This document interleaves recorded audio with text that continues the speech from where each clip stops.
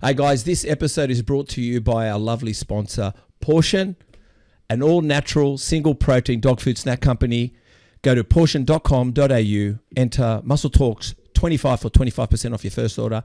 Enter Muscle Talks 10 for continued order. Also, our premium Australian supplement company, Primabolics, best protein and pre-workouts and more on the market. Please go to primabolics.com.au, enter the amazing discount code MuscleTalks15 to get 15% off. And if you're wondering about our wonderful candles here, I'll let you know more about rest and fuel in weeks to come. Okay, let's get this podcast started.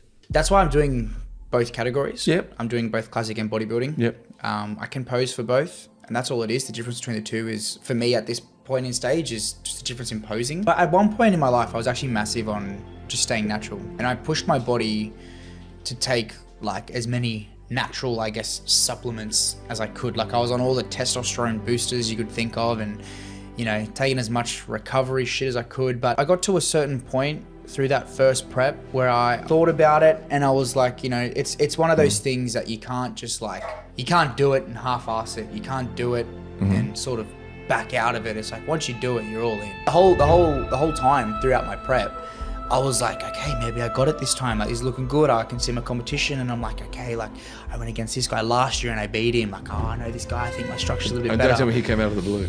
Well, he'd been like known to be doing this show, but I just didn't see him. I didn't know. And one of the trainers at Metroflex, when I was like maybe 3 days out from the show, three days out, he goes, bro, have you seen this 118 kilo junior? And I thought he was kidding. I'm like, what junior is 118 kilo? What 23-year-old is 118 kilos and ripped? And he's like, yeah, bro, Chris Abella. And I'm like, no. I'm like, oh, shit. Like getting to 8 weeks out, living the life like as a bodybuilder, being on prep and everything, I just fell in love with it. I was like, man, this is 24/7. This is nothing but hard work. I love this. Yeah. Wow, so you love prep? I love prep. That's why I do it every year. Because like most guys, especially my age, they'll take time off. They'll take like a year and a half, 2 years off. Man, I love it. I love competing every year. What is it you love in the prep time? Just the suffering. Really? Yeah. Discipline was never really much of an issue. I'd always just, never really relied on motivation. Like, I was motivated here and there, whatever, but I knew consistency was the one thing that was going to, keep getting me through all this. So I guess that's where the discipline comes in, hand in hand with staying consistent. But yeah, that was never really an issue for me. The issue for me was just not eating Maccas. The first time he competed, we said he had a big future, Tony Doherty. Failure is simply the opportunity to begin again, this time more intelligently, which is Henry Ford. Throughout all the sports I've done, I've never wanted to fly below the radar. I always wanted to stand out and be the best. Tequila is his very first karaoke song. Tequila. That's all it says, tequila. That's what he did for karaoke. It was so funny, Chris. Posing coach, PT, and I don't know, maybe commentator now from what I saw. Likes a good deadlift and a bench press. Squats and leg press, not far behind. Grand final after grand final after grand final. We'll talk more about that. When will the Sharks win a grand final again? Please welcome Captain America. I couldn't have done it without the support around me. Losers focus on winners. Winners focus on winning. Cooper Allouche.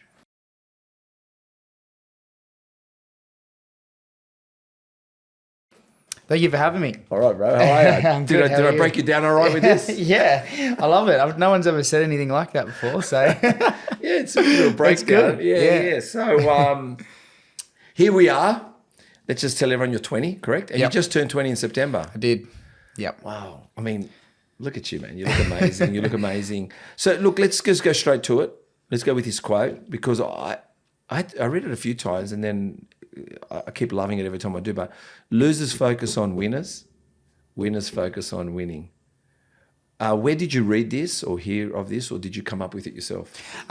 So first time I heard of this was actually when I was with my first coach. So coming into my first show, I was really stressed and worried about competition, about the guys I was up against.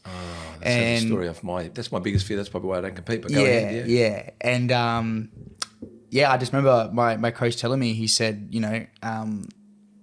winners focus on winning and losers focus on winners, all the way around. Yeah, that makes sense. And I was like, yeah, I really like that. And then it stuck with me, for, I think it would have been 2022 was my first show. So yeah, the 2 or 3 years that's been since, I still use that quote to this day, and it sort of helps me, like whenever I'm, going through social media and, looking at my competition, it's like, I remember that, and sort of keeps me makes me think track. Now. Yeah, that's right. I suppose, we're focusing on others too much when we should just be focusing on winning for ourselves. No, it's really good. Yeah. So here it is, 18 weeks out of sweat, blood and tears, and it all paid off in coming in second place, right? This is your words. As a 17-year-old in your first comp, going up against 22-year-olds in the IFBB Pro. So how did you feel with your first comp? I know you would have loved to have won it, because from what I heard, the whisper was you would have loved to have won it. But that was your first comp and you came second. How was that? How was that feeling? Look, I was obviously just astounded to be there. I love being there and getting back up on stage and performing in front of people and everything. And as much as I wanted to win, and I actually believed in my heart that I was going to win. I backed myself and everything. It's crushing, and it sucks, but I look back at it now and I'm like, it was a good sort of start, I'm maybe it made you hungrier. Well, it definitely did. Yeah, maybe. Exactly. Because you said that. You said, your coach said something to you. You said, next year coming back. Yep. Can't wait. Yep. In a sense. Before we started, and you said you love being back on stage, you were a dancer, which I didn't know, because actually there's nothing on your IG that shows you're a dancer, right? No, I tried. I sort of hide it a little bit now. Now we're not hiding it because we're not going to be on a podcast. Well, I'll let you know, my daughter, she's actually in performing arts. There you go. So she's a singer, dancer and actress. Okay. So she went to a performing arts school. Yep. But having said that, tell me about being a dancer. What do you mean dancing? Yeah, and being on stage. I started out... at school, actually. I was watching, we have school assemblies and stuff mid-year towards the end of the year and whatever. And I remember seeing a group of boys up on stage, and I was just like, that'd be pretty cool to do. And I remember I went home and I said to Mum, I was like, these guys up on stage, they're dancing. I think I want to do it. And Mum's like, yeah, absolutely. I think that'd be perfect. So she enrolled me through school. Yep. And then I was dancing at school for, would have been a total of maybe 2 years. But anyway, on the first lesson, the lady that was, taking the instructing whatever, she was like, I want you to come dance at my studio. So I was like, okay, yeah, cool. And at that point there was no other boys. Oh no, there was. Sorry, yeah, there was. So yeah, I ended up going there, but there wasn't many. There was 4 or 5 other guys there, you know, and with 35 girls. Oh yeah, that's what I mean. It's a whole big dance studio, and there was probably 3 or 4 guys, but these guys didn't have anything to do with the girls. It was they were their own thing. And I actually at this point I don't know if they had done any performances or not, but anyway, so from school I started dancing outside of school. And I just loved it. What dancing were you, mate? It was hip hop. Hip hop, yeah. And I just loved. I'm not gonna lie. I loved the attention of being up on stage, and I was always front and center, and in the dances that we do and everything. And I actually moved into just doing solo routines, like just solo dances. Which I loved, because it was all the attention was on me, everyone was just watching me, and No, I loved it. Yeah, I love it. Yeah. I love it. Hey guys, I just want to say thank you so much to everyone who has subscribed, who is following us on all platforms. but especially here on YouTube. And if you're listening to us on Spotify, please, if you could do us a big favor, which helps us reach more people, get better, bigger, greater. We've already had some great guests anyway. Everyone's been a treat. Hit the subscribe button. Hit the notification bell so you're notified every week a new podcast that is launched. And I just want to say a big thank you. But again, subscribe, hit the notification bell, and enjoy watching Muscle Talks podcast. You know, I was just saying, and I mean, I've said it in other podcasts, you either have that or you don't, the belief within yourself. And I was just trying to explain that my dad had this dripping belief in himself. Like my dad thought, you know, he mowed the lawns. He thought he was the best guy in the street that mowed the lawns. Yeah. My dad thought he was the best at everything. He'd wear a tracksuit. He goes, the tracksuit looks the best on me. Yeah. He'd go, lawn bowls. I fucking love lawn bowls. I'm the best at lawn bowls. Like, and I used to think, I go, fuck, man, calm down, bro. But to be honest, it's more appealing to hear him talk about himself highly than hear everyone talking about themselves like shit. Yeah. Does that make sense? Yeah, 100%. And feel sorry about themselves all the time. Exactly. At least right. he didn't feel sorry for himself. Yeah. Like I just like, all right, man, you're good at lawn bowls too. Fuck me, dead. But he was always complimenting. Usually people that like being on stage and they like to compliment people around them and motivate people, like to get 100%. People going. Is that how you are? Absolutely. Yeah. 100%. Like, there's been many times where I've gone up against, you know, like bodybuilding and got up against people, even out in the footy field, like playing footy and stuff. Yeah. There's always guys better than me, but I never hated, you know, like as much as I probably wanted to, like just couldn't bring myself to do it. You're competitive. Regardless. I'm super, 100%. I'm super competitive. Yeah, of course. Like absolutely everything that I do, I just have to win. Yeah, of course. And if I don't, it's I like the sound of that. I hate it. But No, I'm into you. I'm a sore loser anyway. I can tell you. I've always been a sore loser. When I was young, I was definitely a sore loser. I'm still a fucking sore loser, man. I might if I play a game of soccer with someone or I do something and I lose. Like, I don't walk off the field like, I'll shake hands and I'll just go like, oh, fuck off. Like, I'll go throw my drink and I'll sit down. But I'm not going to ruin everyone's mood. Like, but I'll tell you a funny story because you play league. Yeah. My cousin played league, but you probably don't remember him, but maybe you might know the name because he was once upon a time NRL chairman, but his name is Dr. Giourgis. And I think there was once upon a time a Paponis Shield, right?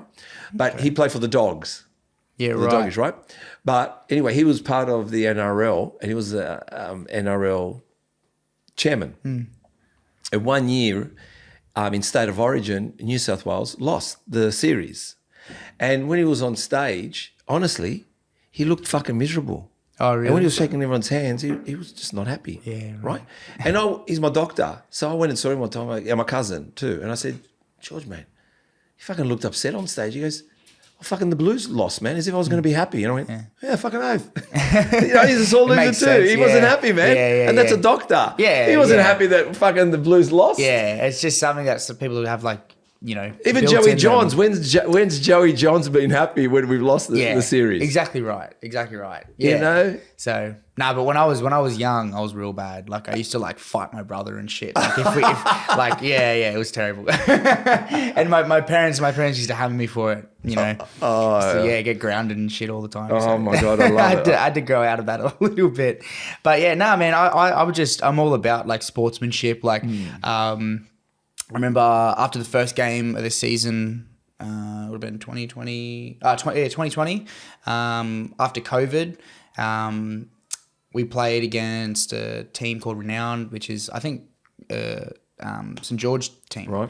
But I was getting along with these boys so well. Like I offered, you know, do you want to come back to mine after? And we, like kick back and talk about the game and everything. And they did, and it was the best time ever, you know. So like being out on the field, you know, I've never been that like aggro player either. Were you a halfback? I was. And goal kicker? I was, yeah. Because when I looked at some of the shots, I could see you had the number 7, but then again I said, is he hooker as well? I thought, because you're on the ball very quickly. Well, I did. I played hooker. You probably could have played hooker as well, being a halfback as well. Yeah. You could play. Yeah.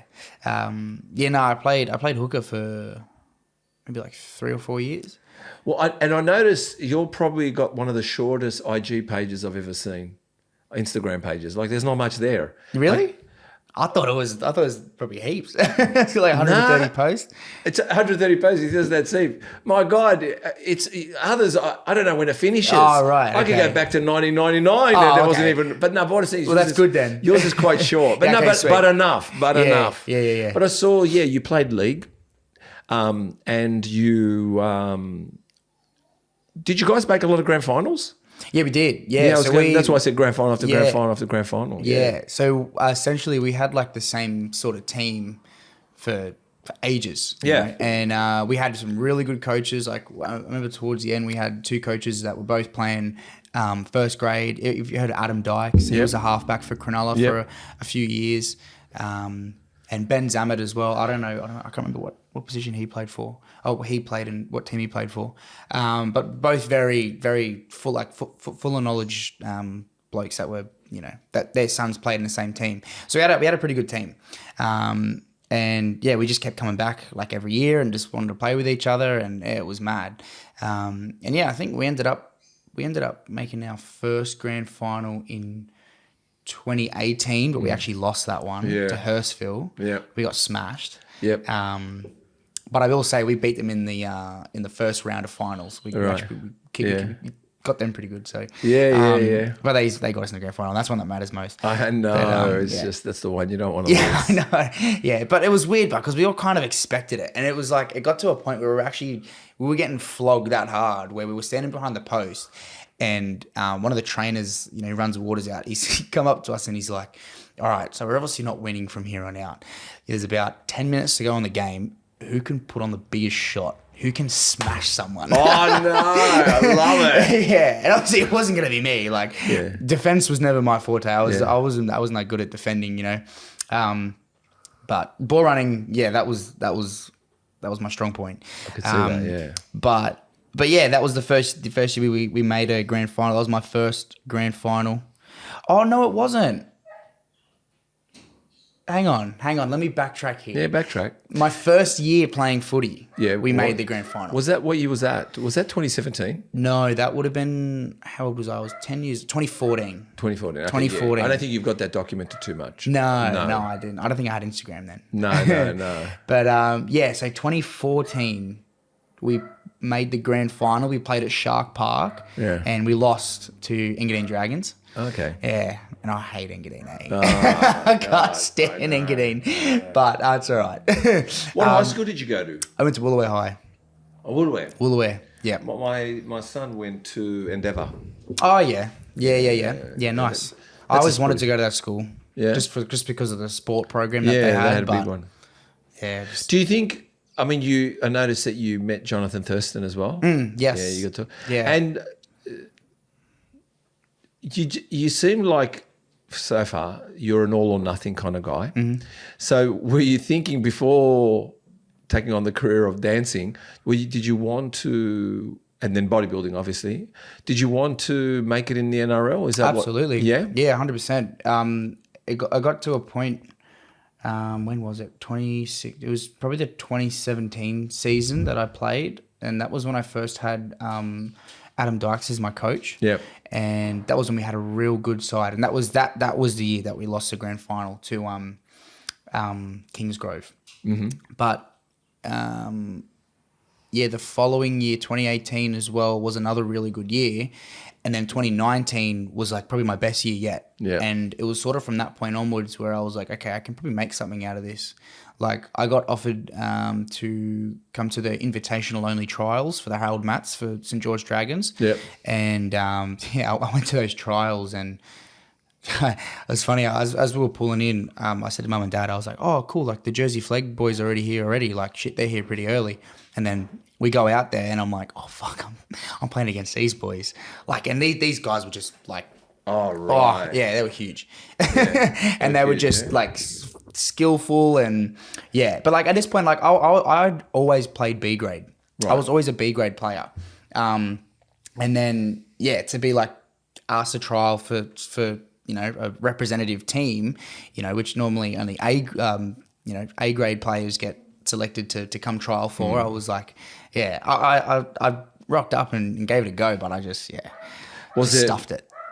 When you say stuffed it, what stuffed it? Do you think just my confidence. Well, I was going to say, was it the moment you went there kind of relaxed, thinking this is pretty cool, and then were you in a sense a little bit stage fright because you suddenly saw who your opponents were and your focus was on them and not on you? Oh yeah, I guess you're just so young. I was so worried about like what they were doing, and like, you know, I couldn't really focus on what I had to do out there. Yeah. But as a halfback as well, it's like it's a tough one. It is, especially when you're in a team that you don't know anyone's like skill set, or like, you know, the job as a halfback is to set the play, you know, call the play. So it was like I was out there and I was like, what do I do? You know? And I guess because I hadn't really taken it much further than just rocking up to training on a Wednesday and Friday, you know, in a B grade side, gone up against like, you know, A grade players that are, you know, selected to go and trial for these guys, I just fully lost it.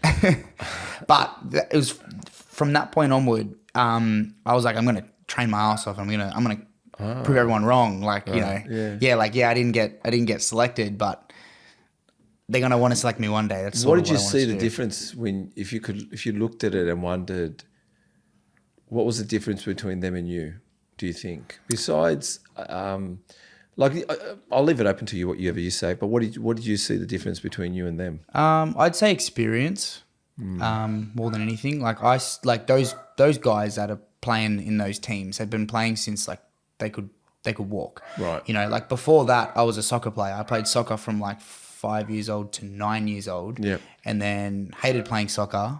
I was too aggressive, apparently. I don't remember. Like, I went to school with the one that said bash your brother. So well, yeah. Well, this is what I'm saying. Like, it was one of the boys. There was a couple of boys that I played soccer with, and they always remember me for punching people if they took the ball off me, which is so strange because I'm not a violent person. Like, you don't seem like it. No, I'm not.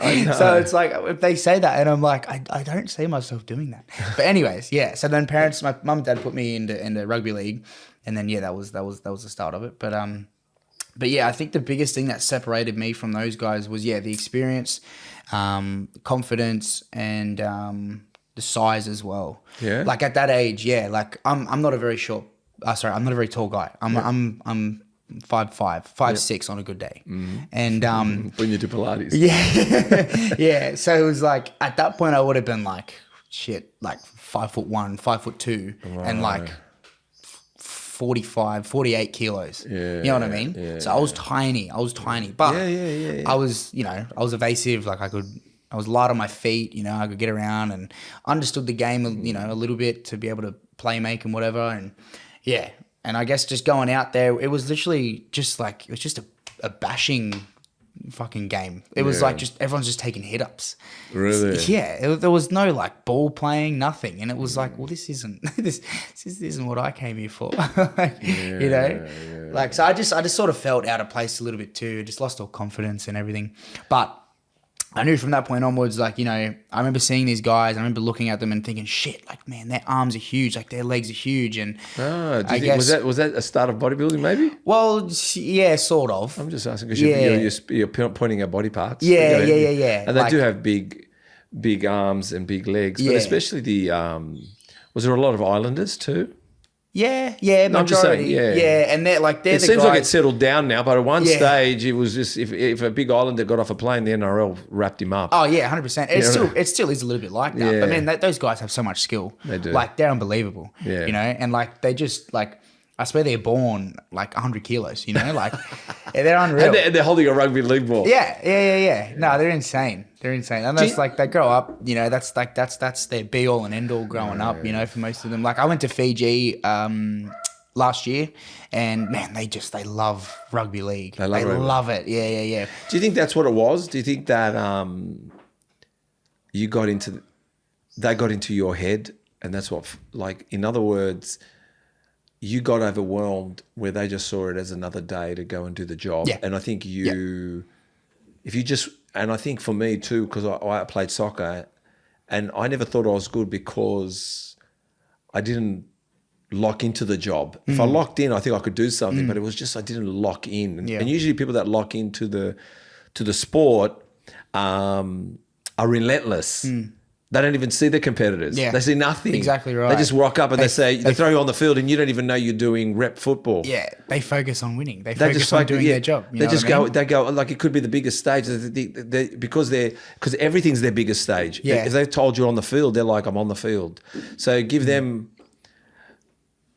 selective fucking represent. What was it called again that you went to? It was the Harold Matz Cup, which is like the rep. That's what I mean. You're rocking up in awe of it, like wow, and they're rocking up like it's nothing. Yeah, no, literally. Like kissing their parents, their mum, and I'm going out there and she goes, "Have a good time." Yeah, and you're like shit scared. You're fucking thinking, "Oh right, I got to play better." Yeah, you're not even play your game. Nah. You think you got to play better now. Yeah. So I was just shit scared the whole time. I felt so out of place. But I'd always wanted to play NRL. As soon as I started playing footy, I was like, man, I'd love to play for the Sharks. I'd love to, this and that. So, from after like during COVID, especially, I had like a little home gym sort of thing. I used to use like milk crates as like my bench press, and then I'd have one of my brothers or something like lift the weight on my reps and the dumbbells and stuff, but like just training like. So is that how the bodybuilding started? No, so the body, so like getting right into the gym where I was like going consistently 6 times a day, like after school. But when was it? I want to know when you first touched weights. I don't want to know the good. Like for me, I remember being in the garage. Yeah. I remember being in the garage, man. I think I went and bought Samson weights from.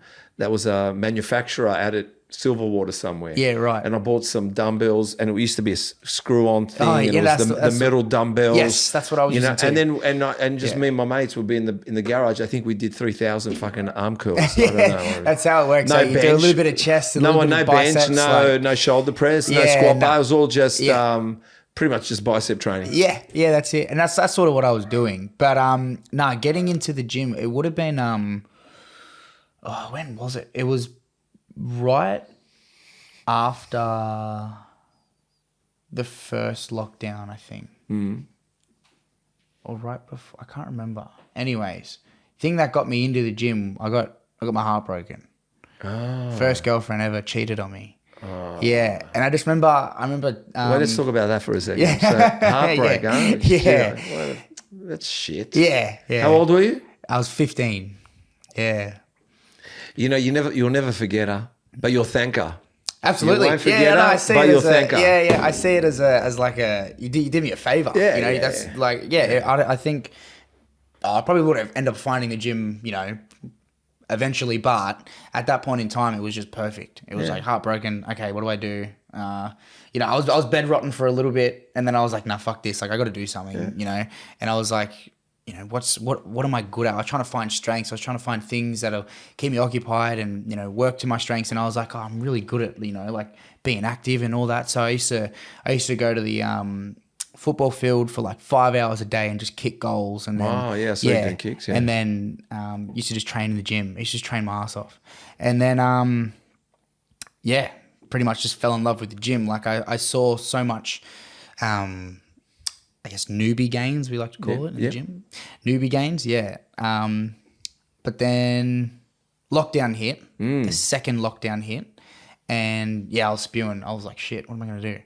And ended up reaching out to a mate that had a real sick, like, home gym sort of thing. It was like this one piece of equipment, but it had like 20 attachments to it. It was like a leg press, a leg extension, a chest press, tricep push down. I think like they sell those at Kmart. Oh, it's sick. Yeah. But this thing was huge. So I reached out to him, bought it, and then you bought one as well. Like I did it, but so many people have told me about the buying of the mate's gym set. Yeah. During COVID as well. Oh yeah, it was. I had to. Otherwise I would have gone mental. So I was living the dream. Hey, I was like, spending hours a day kicking the ball at the field and, kicking goals and whatever, and then come home and then do my gym session. It was unreal. Yeah.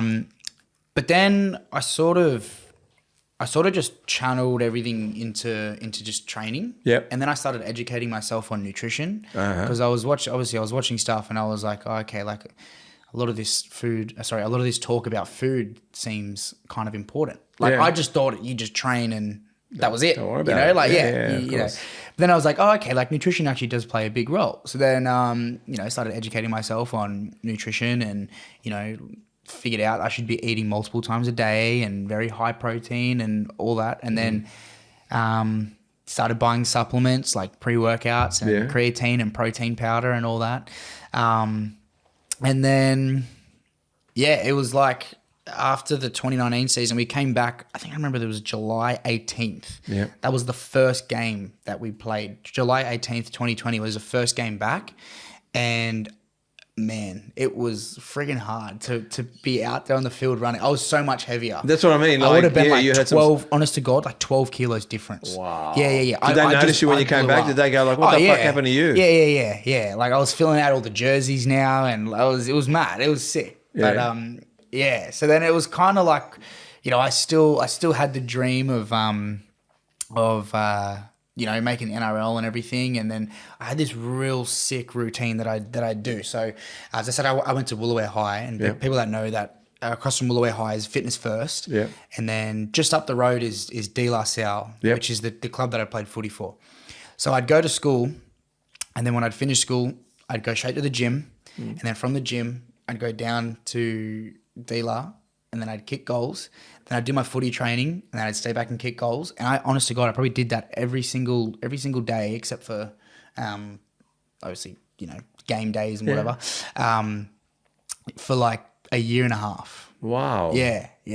And then at the same time, A lot of discipline. yeah, no, I just loved it. I just fell in love with just training, and it just kept me going and kept me out of, you know, I used to just sit in the Westfield Miranda and just do nothing and just be a loser. So it kept me out of there, and it kept me off drinking and the drugs as well. Like, man, I remember going to because I didn't go to parties in like throughout high school. I never really did. Why is that? I just had a goal. Like they were always on a Friday night, Saturday night, you know. And I was just like, nah. Like if I go out Saturday night, I'm gonna play footy the next day. Like I'm not gonna go out and you know. And I wouldn't drink, like, but I'd just choose not to go because I'm like, there's no point, you know. Oh, you really loved your sport. Oh yeah. That was my be all and end all. At one point, rugby league. Yeah. No, I wanted to fully go all the way with it. But yeah, it was like I just had the sickest routine, sort of happening. Our sickest schedule, you know, and I sort of miss it a little bit, eh? But you were like your wow, you had the hallmarks of making the NRL. You did everything behind the scenes that you needed to. There wasn't like anything. I think you must have listened to a lot of sports. Excuse me. You must have listened to a lot of sports people. When I say that, you must be like listening to like hearing stories about Nathan Cleary and what he does, and hearing stories about just what great players do and how they go down the park and spend hours and they do more at the training field. And you're hearing coaches speak about the work ethic of this guy and the work ethic of that. I think if it wasn't going to be natural talents, your work ethic was going to produce natural talents. Is that what I'm thinking? Well, Mum and Dad had always said, like, I've got the natural ability. Like I always loved just anything physical. I just loved it. Like even through school, like I always excelled in PDHPE and, you know, the practical side of all that. And I loved it. And Mum always used to say to me, hard work beats talent when talent doesn't work. So I was like, yes, sweet. So I'm going to work hard as well, you know, sort of thing. But what were you like with other subjects at school? Oh, nah, no good. No good? Nah, school didn't really interest me at all. I never, when I was younger. Did you find it hard being there? Oh, yeah, like I enjoyed going to school because of the social aspect. You know, I'm a big talker, but obviously there's certain points throughout the day where I can't, and then that'd get me into trouble a lot in school. I remember I was getting a couple of suspensions, and I was always getting sent out of class, and the teachers hated me and everything. But isn't it? Yeah, it's tough. No, what I mean by that is because I remember school wasn't. Maybe we can resonate, but for me, we didn't know sport was so important back then. Like it was different. It was all about education. That's all it was. Right. It wasn't about dancing. It wasn't about... Besides, we had breakdancing. I used to breakdance. Oh, yeah. Right? Yeah, I was part of a group called Breaking Aces. Yeah, right. And that's awesome. My talent was head spinning. Yeah, okay. And I used to put a rug in my dad's garage, so on concrete with this carpet, and I used to, I don't know if they still call it, like back then we used to call it the cock rock, like the, you know, like you're spinning around like a helicopter on the floor. I don't know, all these things. I used to practice like crazy. I still love dancing too. Like, I mean, I joined a breakdance crew, and we used to just go dance at the Police Boys Club. That's mad. But I found with school, it wasn't school's fault so much about not catering to me, but I guess I was a daydreamer. I just daydreamed. Were you a daydreamer? A little bit, yeah. And it wasn't that I'm sure if I focused on the work on the board, I'd pick it up, but I didn't. I used to focus on goals too, and achievements, and what, you know, like I was just a dreamer. Like a dreamer is, you know, like you think of your rugby league, or you think of, like, even now, I bet you any money you still daydream because you think about bodybuilding and the next comp. 100%. And people go, hey, you know, Cooper, are you present, man? Yeah. Or you know, you'll be driving probably after this podcast, and you're probably thinking your next training routine and what comp's coming up, and working backwards. But that's goal setting. Yeah, but it's kind of like a daydreamer as well, if that makes sense. So do you think that you're a bit of a daydreamer as well? 100%. And the teachers never got it, did they? They wanted you to be a conformist. Yeah. So in the end, you were a troublemaker. And for me, I hated it. Well, yeah. I think the difference, though, between when you would have gone to school and when I was at school, though, is like, you know, like I'm ADHD. Yeah. I was medicated and all that. And I think back then, no one knew about anything like that, you know? So it was just like, if you messed up and you're a little shit, it's like you got issues. Where it's like now, people and teachers especially, they sort of get, oh, okay, he's ADHD, his attention span isn't like everyone else's, and he can't focus like everyone else can. So teachers did cater to me a little bit. Okay. They gave, like, if I was getting too restless, they would let me go for a walk. They pump like, you with drugs. Yeah. Get him on the ground, pump him with drugs. Just sedate me. Sedate the kids. They'd let me, so they let you go for a walk. Yeah, and if you know, that, like, I was in like a real talkative mood, which was always after like recess or lunch. Poor teachers that I had after recess and lunch.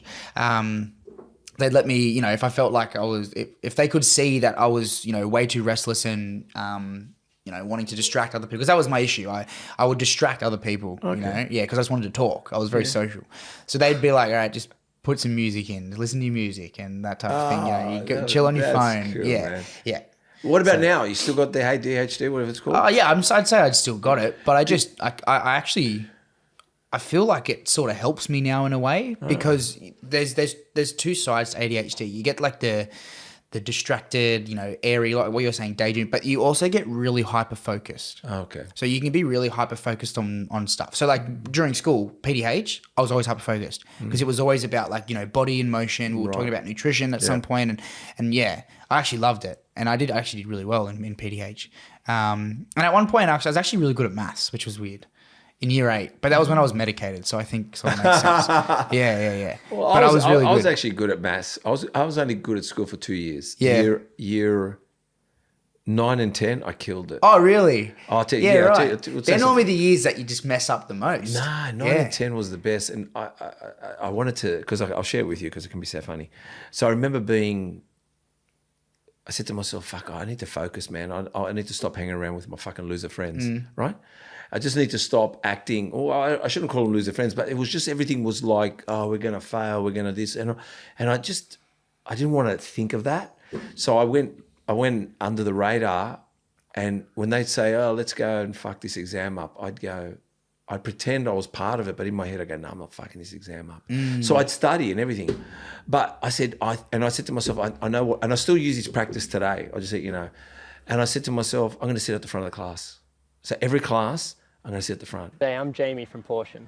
And I'm Steve, Muscle Talks Podcast. And we heard that you guys are very into clean eating for yourselves, so we figured we'd educate you a bit about clean eating for your dogs. That's why Pawtion has decided to partner with Muscle Talks and give you promo code MuscleTalks25 for 25% off your first order at pawtion.com.au. That's pawtion.com.au.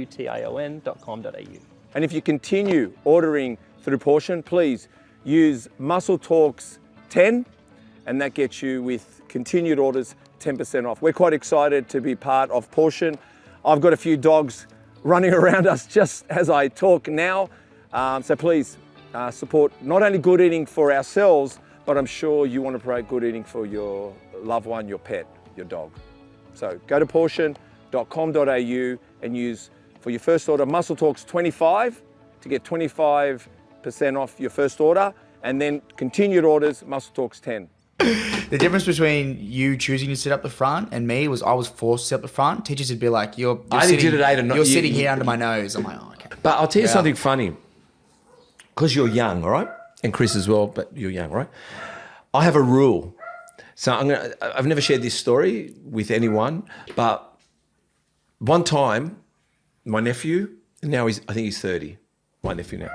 But when I was younger, my sister was a single mum, and whenever her son or the kids got a bit stroppy, whatever you want to call it. So my nephew, his name's Marcus, one day my sister rings me and says, Marcus was out badging cars, pulling off the badges, on cars. You pull off BMW or pull off all that stuff. No, I know. But I used to do that too. I used to take off the tire caps. Yeah, no, we used to badge too. Yeah, right. But you know how hard it was to take off the word valiant, like it's the. Hey, it's comical, but that's it. But now you can just pull off one letter. But anyway, cut a long story short, I go over and I say to Marcus, and I'm in my 20s. Late 20s. And I go to Marcus, what are you doing? And he goes, what do you mean? I said, your mum told me you're badging. He goes, yeah. And he goes, yeah. I said, what did you use? And he goes, what do you mean? I said, what did you use to pull badges off? He goes, a butter knife. I said, let's grab one. He goes, what? I said, let's grab one, man. I said, we're going badging. He goes, no way. I go, yeah, we're going to go badging. So we walked out. And I go, we're going to badge that car. And he goes, that's your car. I said, so what? You don't think anyone's got an uncle out there? I go, where does your dad park the car? Let's go badge your dad's car. And he's going, like I said, you're badging people's property that have got uncles, dads, grandfathers. Why are you fucking touching people's cars? I said, get in the car. So I got in the car and I took him to the worst spot down at Woolloomooloo. I know, he's just fucking teenager, right? Took him down. I said, Marcus, see all these people that are alone? When you hang around with the wrong people, you end up down here. And not that I've shared this with anyone, Chris knows, I feed homeless people. So I've got nothing against people living down at Woolloomooloo, right? But having said that, and I haven't done it for long, so I don't want to act like I'm some philanthropist. But it doesn't matter how long I do anything.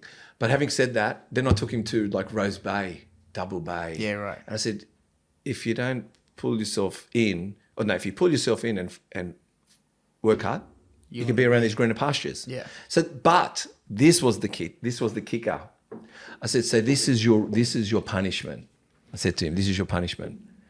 You are to sit at the front of the class for the rest of your schooling. And he did it. And he went to university. Oh, wow. There you go. So, and my kids know, even they're finished school now, but I used to say to them, where are you sitting? They go, oh, fuck off, Dad, man. I go, where are you sitting? They said, second row or third row. I said, no. You sit at the front, they go, but the Chinese people are there. I go, sit next to the Chinese people. They sit next to the Chinese people. Because I said, and now this is what you need to know. This is why I'm saying, we'll go a little bit further. Why you have to sit at the front of the class. Anything you do, when you go to a seminar, when you do a yoga class, when you do a Pilates class, when you go into a fitness class, or you go anywhere, push everyone out and sit at the front. I'll tell you why. They notice you. And then they give you the answers and they become your mate and they give you opportunity. When you sit down the back, they don't even know who the fuck you are. Yeah. So I said to my kids, if you want free marks, sit at the front. Because when you get 79% and the teacher goes, his name's Yanni, my son, Yanni, fucking 80. Yeah. Because he sits at the front, I like him. But when he's at the back and he's got 49% out of 100, she goes, oh, fuck him, 49 it is. Fuck him. He sits on the back. So if you want to know how people... So me, when I go to seminars or anywhere... Right at the front. Like that. Like I'm a member. Like, who's this guy? I go, I'm here to listen, man. I'm here to listen. And that's what I'm saying to you. Always know that from this point on, everything you do, get to the front. Get to the front. Get to the front. Always sit at the front. Always sit at the front. Because if you go to a bodybuilding expo, and let's say it's Phil Heath up on stage or someone, what are you doing down the fucking back? You go to the front. I want to be at the front for that. Yeah. No, but what I'm saying is be at the front with learn the practice. Yeah. Does that make sense? Learn the practice at the front with everything at the front, closest to the front. Because trust me, down the back is down the back because you're hiding. You're not Yeah. really, you don't really want to be there. So that's a lesson I learned about with schooling. But and Sandy Latouf, by the way. But, but she did not break my heart, but she did break my cousin's heart. I told him, he came to the school, I said, do not get involved with Sandy, but it was too late. He just fell in love. Why IFBB Pro League so early, like your first federation? Yeah, he fucked up. He came to a school, I said, listen, there's a girl called Sandy, you're going to fall for her. He goes, I don't fall for nobody. Yeah, he was over. He was crying. Wow. He was crying. We had to pull him out of the gutter. Why IFBB Pro League as your first federation? Well, not to say, you know, we know IFB takes you to Olympia, but, you know, so many people try these other great federations too. Why this one? Why straight away Pro League? well, me and my old coach, we used to call it the Lion's Den. Yeah. The Lion's Den. The best of the best. It's like, you know what you're going into. And, like, look, at the time, so we had actually started that prep very, very last minute. We had decided that we're going to do that show at about 23 weeks out. So my first show, I was only... And then it became 17 weeks. Yeah, I'm pretty sure they pushed it forward. Yeah, you said it. You said, so apparently the dates of the comp changed and the prep time went from whatever weeks it was. 23 weeks. Yeah. Went down to 17 weeks. Yeah. So go ahead, yeah? Yeah, I'm pretty sure it got pushed forward. Yep. And then, we were just like, okay, let's do this show. And the plan was to actually do it naturally as well. So before you decided IFBB, you were natural? Yep. Okay. I actually did 3/4 of that prep fully natural. Go on. Yeah. This is great, exciting. Go ahead. 8 weeks out, I said to my coach, I was like, man, like, again, looking at my competition, I was like, man, fuck, I've come so far now already. Like, by this point, like, whatever the math is from 23 weeks to 8 weeks out, I was like, no, I've come too far to have any reason, any excuse to not win. So I was like, all right, I'm going to do it. I think it's time. Wow. Yeah. How did you feel the first time knowing you were going to take a cycle? I was a bit unsure, but I had faith and trust in my coach at the time. And, it was, at the time, I wasn't sure. I didn't know what to expect. I was just like, I just got to do it. So you were kind of lock and loaded for this comp, and you just thought, I'm not going to do like this rep rugby league thing. We're going in, so you're actually preparing me for more so. Yeah. Not thinking the NRL thing, but it kind of makes sense that you're going in with the big boys because you were, man. There was no denying what you were going up against. Yeah, and so 8 weeks out, you decided to do a cycle. Mm-hmm. Can I ask what it was? So it was like, pretty standard stuff. It was testosterone. Yep. It was Marstron. Yep. It was Anavar. And then we moved into some Winstrol towards the end and a bit of Clenbuterol. And that was it. Did you... Again, it doesn't matter because did you feel like you wanted to share this with anyone, or did you keep it pretty private? I kept it quiet. Did you keep it quiet? At the start, But I can ask, just like I said, because if people are listening and we want to influence people correctly, because did you tell your parents you were going to go on cycle? No. So I actually wanted to hide it from them for as long as I could. Of course. Yeah, no, I understand. Because I know that they'd be very concerned. And look, they don't really understand it like I do. They don't see it how I do. They do now. Well, they sort of... They'll never understand completely. No, but they turn a blind eye to it. That's what my dad says. Yes, look, man, we turn a blind eye to it. We understand that this is what you got to do to be doing what you're doing, and just do it safe. We trust. Yeah. They're like, we know you're taking care of yourself, and you got a good coach now who monitors everything and all that. So very, very, very safe about it all now.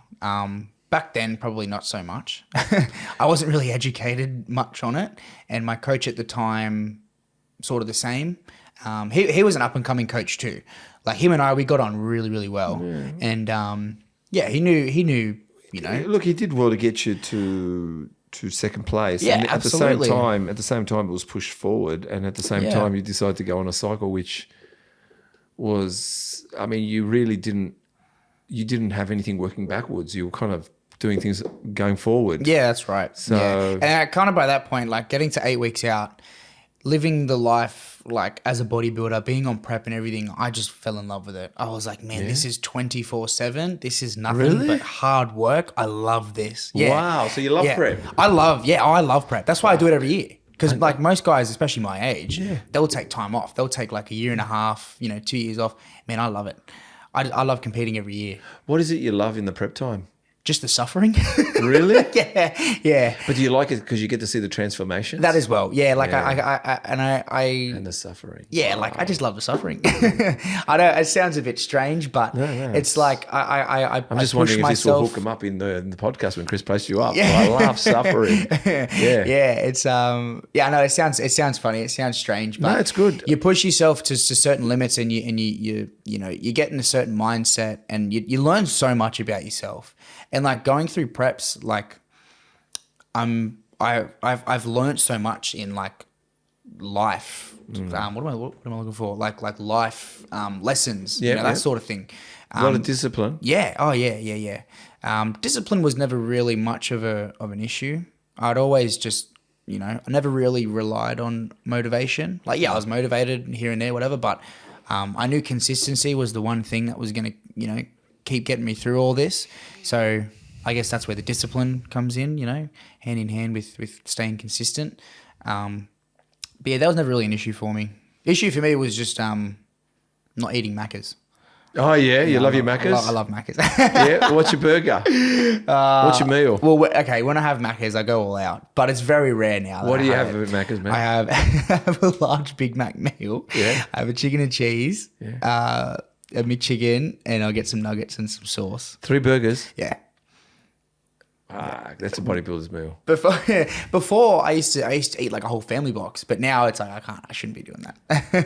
Wow. Yeah. And when do you get to splurge on that? When it's your off season, do you do it much, or you don't do as much anymore? Nah, well, yeah, like I don't really do it as much anymore. And I guess this sort of comes back to not being fully educated on PEDs and everything. Obviously, your liver and your kidneys and everything else is forced to work a little bit harder. Yeah.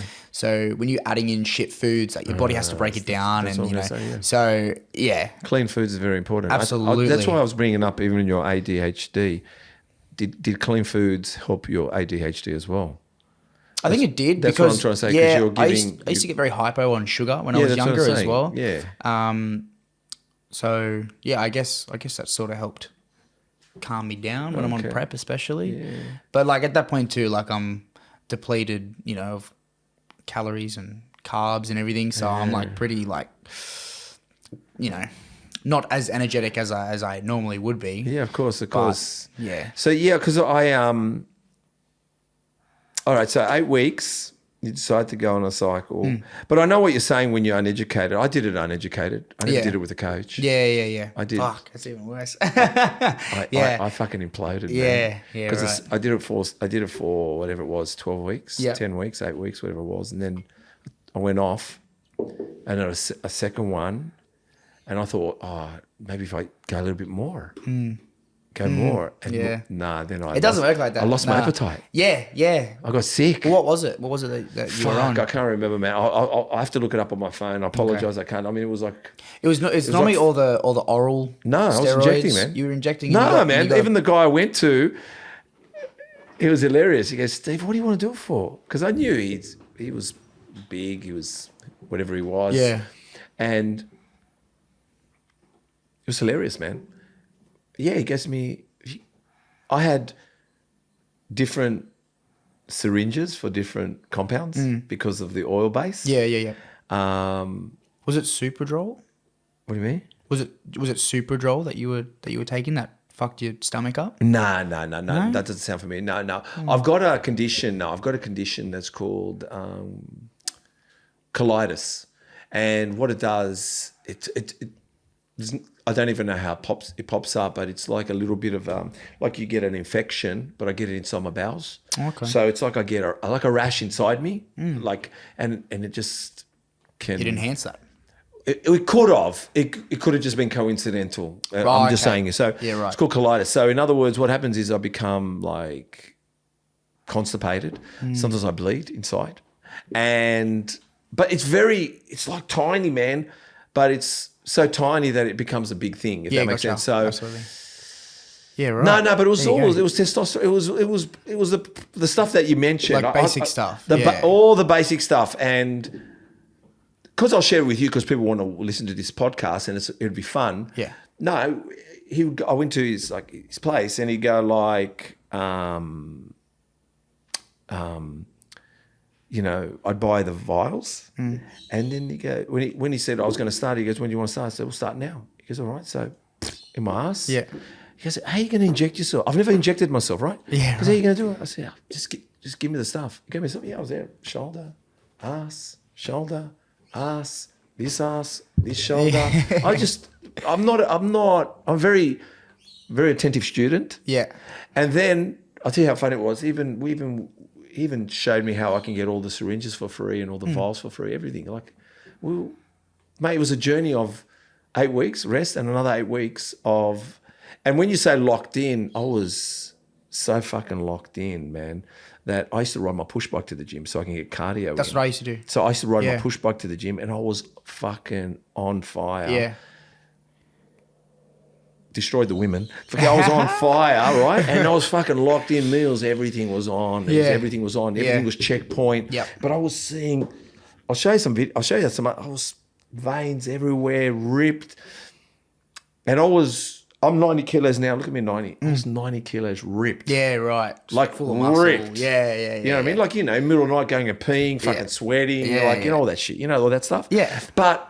And I was thinking of competing. I wish you had done it, eh? Mate, but I blew out. Like you saw it from the photos. That's what I mean, yeah. I could have done, I think I could have placed for something. I think you would have done really well. I think I would have done. Your structure is there, man. Yeah, I think I got the X-frame for classic. I think I got a classic physique because I got big legs. Yeah. Like, you know what I mean? And a smaller top end. Yep. But yeah, it was hilarious. And when you say you wanted to keep it from your parents, I kept it from my kids, right? Yeah, there you go. Anyway, but no, the funniest thing was my son, I think about a year or two ago, goes, have you ever taken steroids? I went, oh, you could have fucking asked me in my 40s. I would have said no, but I said I took a cycle. And I told my daughter. Yeah. I'm not concerned to tell anyone I took a cycle. I'm fucking saying it on a podcast.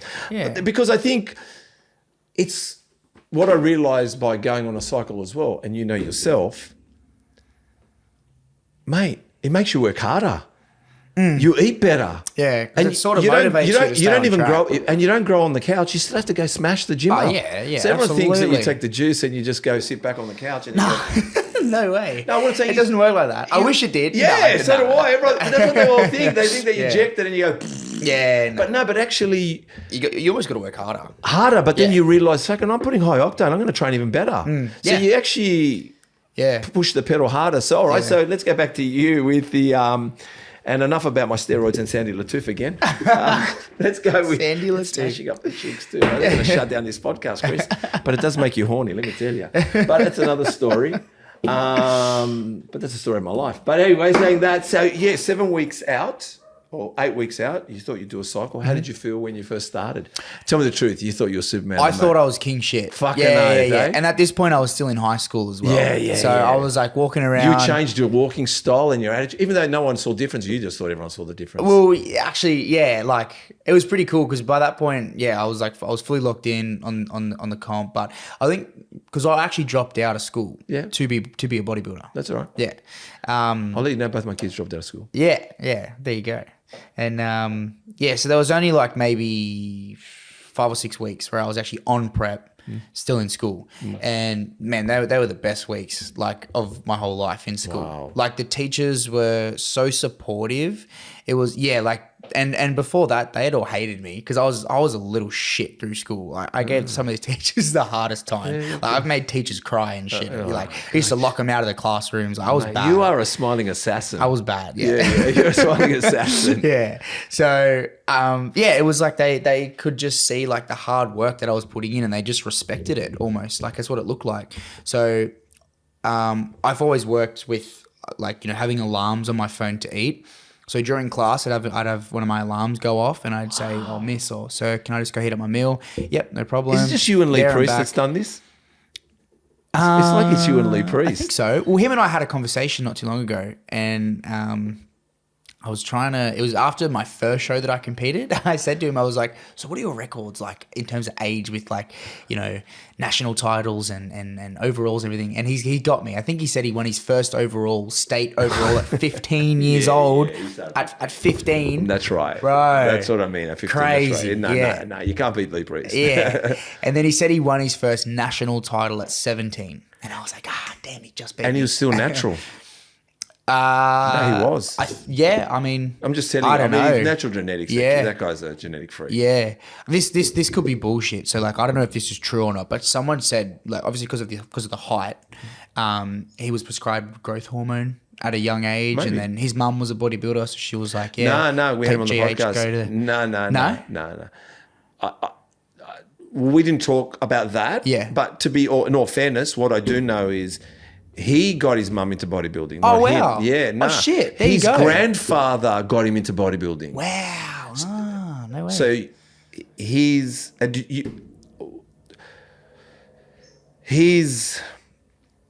oh man, you got to watch the podcast with Lee Priest when we launch it, right? You got to watch it. But definitely. But his grandfather got him into bodybuilding. Okay. His grandfather was, I can't even remember the weights he was saying. He was leg pressing at the age of 70, but his grandfather got him in it. Okay. Then Lee Priest started competing, and then he's 13 or something. and then he got his mum into it. Oh, okay. Oh, So there you go. no, I know all those Yeah, stories. okay. So Yeah, he didn't mention. I mean, Lee will say GH and he'll say whatever he wants, but no. Lee was. He never mentioned that. Oh, look, I could be wrong that I didn't ask the question. Yeah. But we'll set the record straight because it's Yeah, only fair. yeah. But no, Absolutely. and from what I've heard, he talks about the moment he took the gear, and he talks about He wasn't that young. no, and he said. Oh wait, no, yeah. He tells you when he took the gear, and he tells you a photo before he took the gear, his last comp, to the gear, the next comp. Yeah. And you see a dramatic I'm difference. pretty sure he was like 19. Something like when he that. started That's his why I first said, I cycle. think he got all his championships naturally. I don't think it was, I think if I know Lee, if he had to take the gear, he'll take the gear. I don't think it was like, I don't want. I think But he's a very open guy as well. Yeah, like so he just says it how it is. I fucking love that about him. Man. Yeah. So like, so good. He's no filter. No, he even said some of the the stuff he said. I said, "Do you want us to filter there?" He goes, "Whatever I say, you can fucking post." yeah, I went, yeah. he doesn't care. Unreal. I love that. It's such an old school like mindset, old school Yeah. mentality. I fucking love that shit. Yeah. So Yeah. So like that's why I think when I look at you, I'm thinking, is this like a Lee Priest? Sort of remake. the new kid on the block. Yeah. Like it's been a while since we've had a young'un come through. So here you are, still at school, about to do your first comp in Yeah. the Lions Den. Yeah. So yeah. What were we talking about? What did we, So when your I was in teachers school- were impressed. You got your timers on. Yeah. And they, I think they could sort of see that school wasn't really my thing, but they knew it sort of just like I was sort of just there for the social aspect. But I think there was a certain point though where I started my prep, like a week into that prep, I was talking to teachers like, oh, I think I'm going to leave. I think I'm going to drop out, all that stuff. So, yeah, that's when I brought it up with them, oh, I'm probably going to drop out. That's when they were like, okay, like you just do what you got to do. Like we understand what you're doing. What year was that? What year were you in? 11 or 12? I just got into year 12. Okay. Yeah, so I started my prep when I was in year 11. Yep. And then, did over Christmas and then everything. And that was tough, hey. My first prep, because I never really like actually Christmas Barbies. dieted. Yeah, no. I'd never actually like eaten clean. That was the first, like 23 weeks out was the first time where I would like. Did you find it hard? Proper. The first one? Yeah, definitely. I think I cheated on that diet a fair few times. I'm not gonna lie. Yeah. Most do, I think. Yeah, especially the first couple. But yeah, yeah, that was like the first time. Like, don't get me wrong, I'd eaten clean before that, but I'm talking like consistently, day in, super day out, clean. no cheat meals, measured, nothing. and measured. Yeah.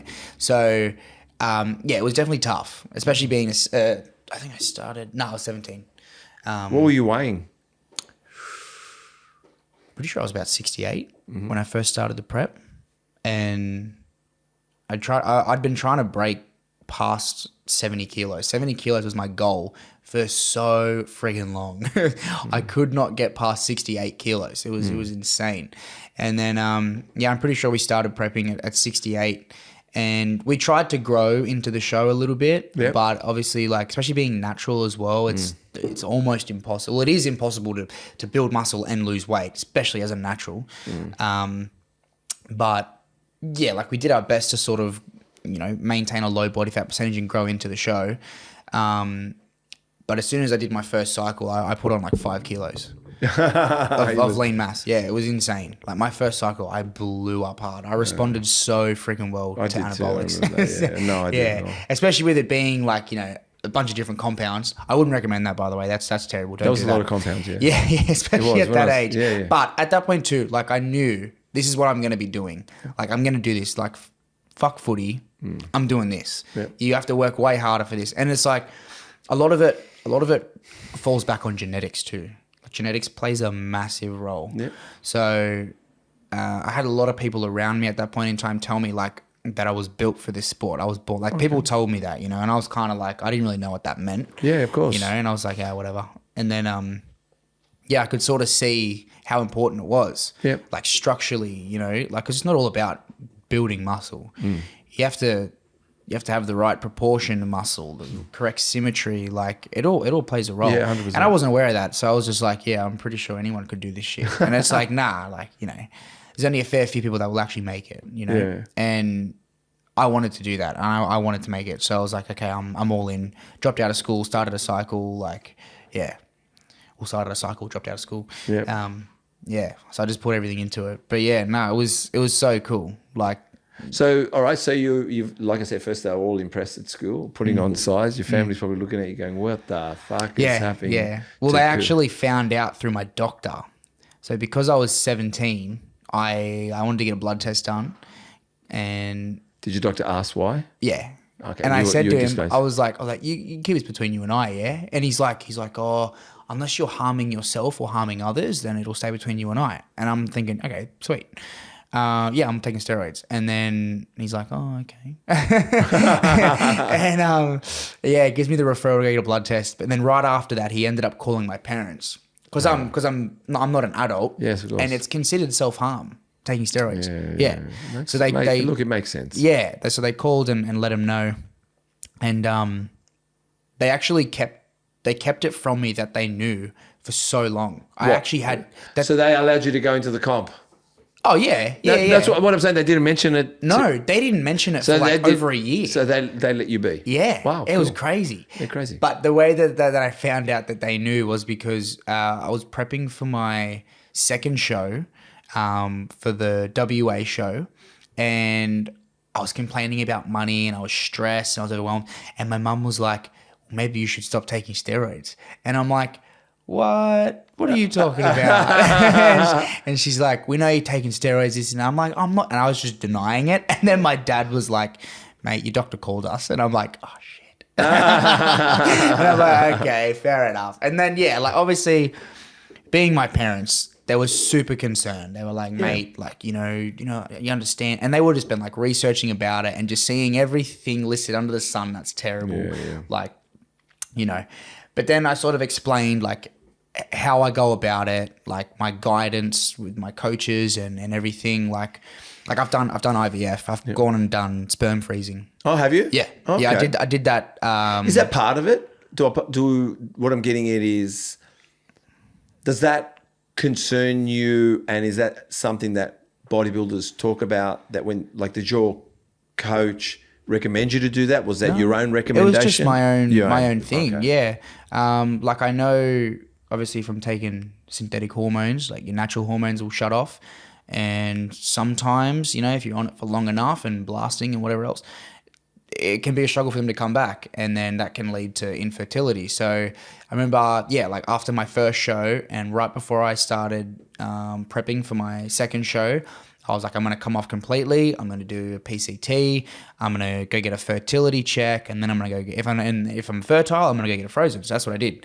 And then, So you went and did all the tests, and then you decided, Man, firstly, quite mature for such a young age. A lot of people said that, yeah. Yeah, but tell me something. Did they put a porno on for you to watch? There was the option to, but what did you just think of?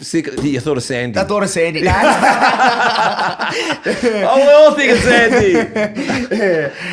Nah, it was weird. It was like, I felt so uncomfortable, but I was like, it's fuck, like I got to go do in this. there. She goes, go in there and just blow your load. It was and then fucking... you come out and you go, all right, I did. Yeah. It was the most weirdest thing, but I was like, look, I got to do it. You know, I want to be a dad one day. Of course. You know, and obviously being so young, I'm not going to have kids for a while. So I'm like, I may as well. I knew that was an option to get it frozen. But yeah, man, the room was weird as fuck. Like, you walk in and the lights are like dimmed. Oh, yeah. It's like there's a lounge, like a reclining lounge. So it's like a brothel. But without the chick. I've never been to a brothel, so I don't know what that's like. Go. But all right, now that fucking gives I've been to the away GTA strip club, if that counts. But well, I haven't been to the GTA strip club. No, you know Grand Theft Auto, the game on PlayStation. Yeah. Should I mention about brothels? I've only been to 2 brothels, to be honest. Yeah. Or have I been to 3? One was really bad. It was really bad. It was so fucking dodgy. It was just dodgy. Just a bed in the corner, like it was just. But that's how it was back in. That shit, eh? It was no. It was and the other one, there was a high class one, and I think we used to treat it like it was a night out. You could go into this high class one, right? It was high class. I don't know if it was the Golden Apple. I don't know what it was, right? It was high class. Well, this podcast is crazy. Eh? You think it's a bodybuilding podcast, but it's fucking everything. No, this is good. I like it. That's what I mean. That's what I mean. So, and we'd go to this brothel, high class, and you'd sit down on the couch, and to think, like, 4 or 5 wog boys, like fucking, you know. How old were you? How old were you when you did it? Early 20s. Yeah, okay. Maybe even 21, 22, early 20s. Around my age. I've never gone to a brothel or participated in a brothel until, like, I said twice. And to be honest, the experiences weren't that great. That's the truth to be told. It's not, when I say it wasn't great, I'm not saying not great, like, they're just not for me. That's what I'm saying is it wasn't like great, like, it's just a disconnection. And try to have a connection. You think it's like someone saying, oh, hurry up, bro, you got half an hour. What do you want to do? And you're like, well, there's no romance, if that makes sense. Yeah, so it's not like I don't think it's not like I said, I went twice. I went one to a dodgy one and it was bad. It was fucking.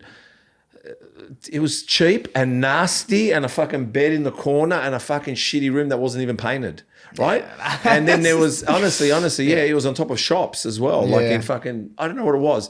But it was known to be, I don't want to mention suburbs, whatever. And the second one was, like I said, in Surrey Hills, fucking high class. And we used to go in there and we'd sit down. And even if one of our mates wanted to go, we all went. Yeah. And we sat down, and then the girls would come out one at a time and say their names, and they were all fucking gorgeous. So even if we didn't want to do it, we go, we've seen enough. We're left. Yeah, right. So we go there, she goes, hi, I'm Mandy, and I'm this, and she's wearing, you go, hello, how are you? Yeah. And then the other one will come out, I'm Michelle. You go, hey, Michelle. I go, which one do you want?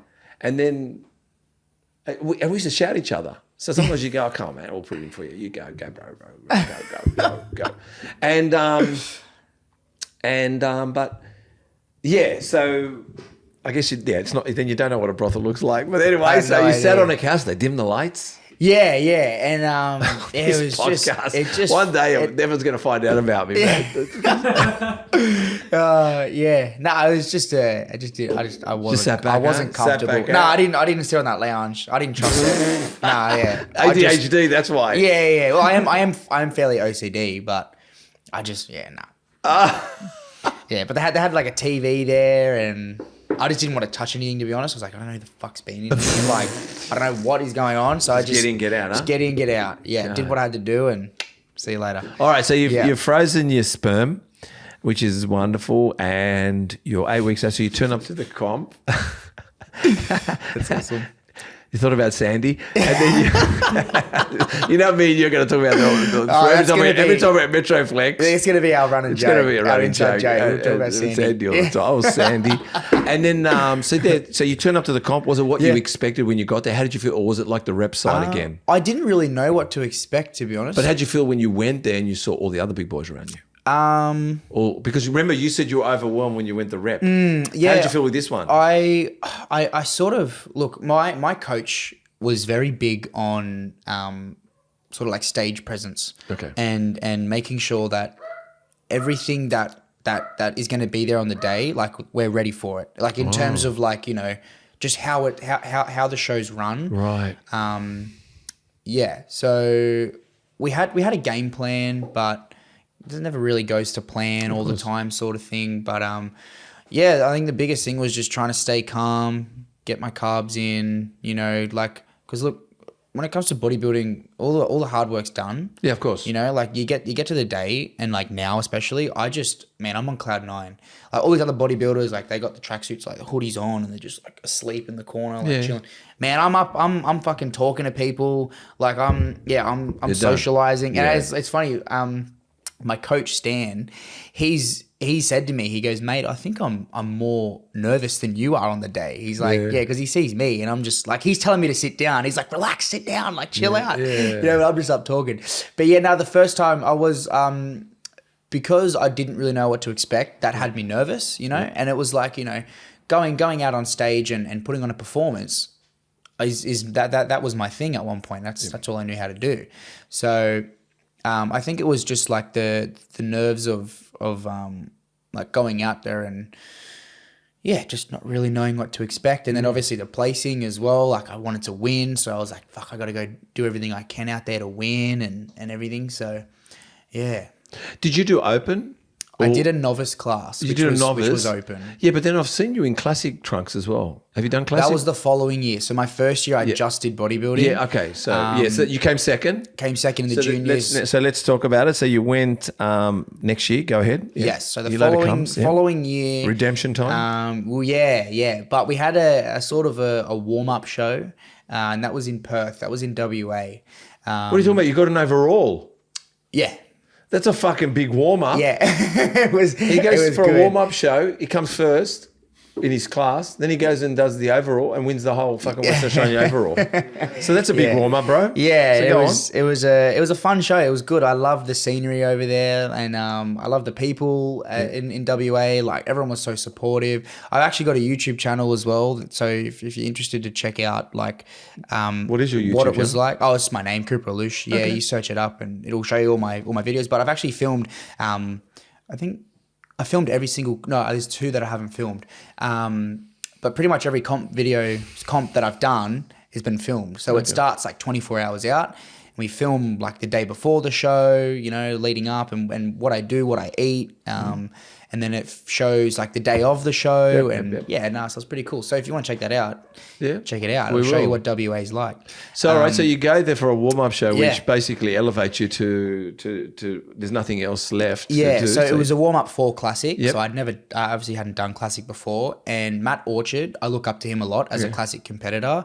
I seen that he did the WA Classic show, I think the season before. So he was season B 2022, and then I did season A 2023. Yeah. And I was like, I want to do what he did. I want to go over there because they're known for having real good like classic competitors and physique competitors, men's physique competitors.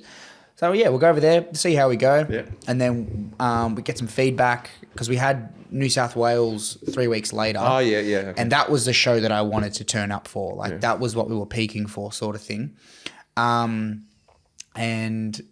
yeah, we did the WA show, had a great result. I wasn't too happy with the way I looked. My coach at the time, he did a couple of things that we hadn't done before, and it just didn't really go to plan.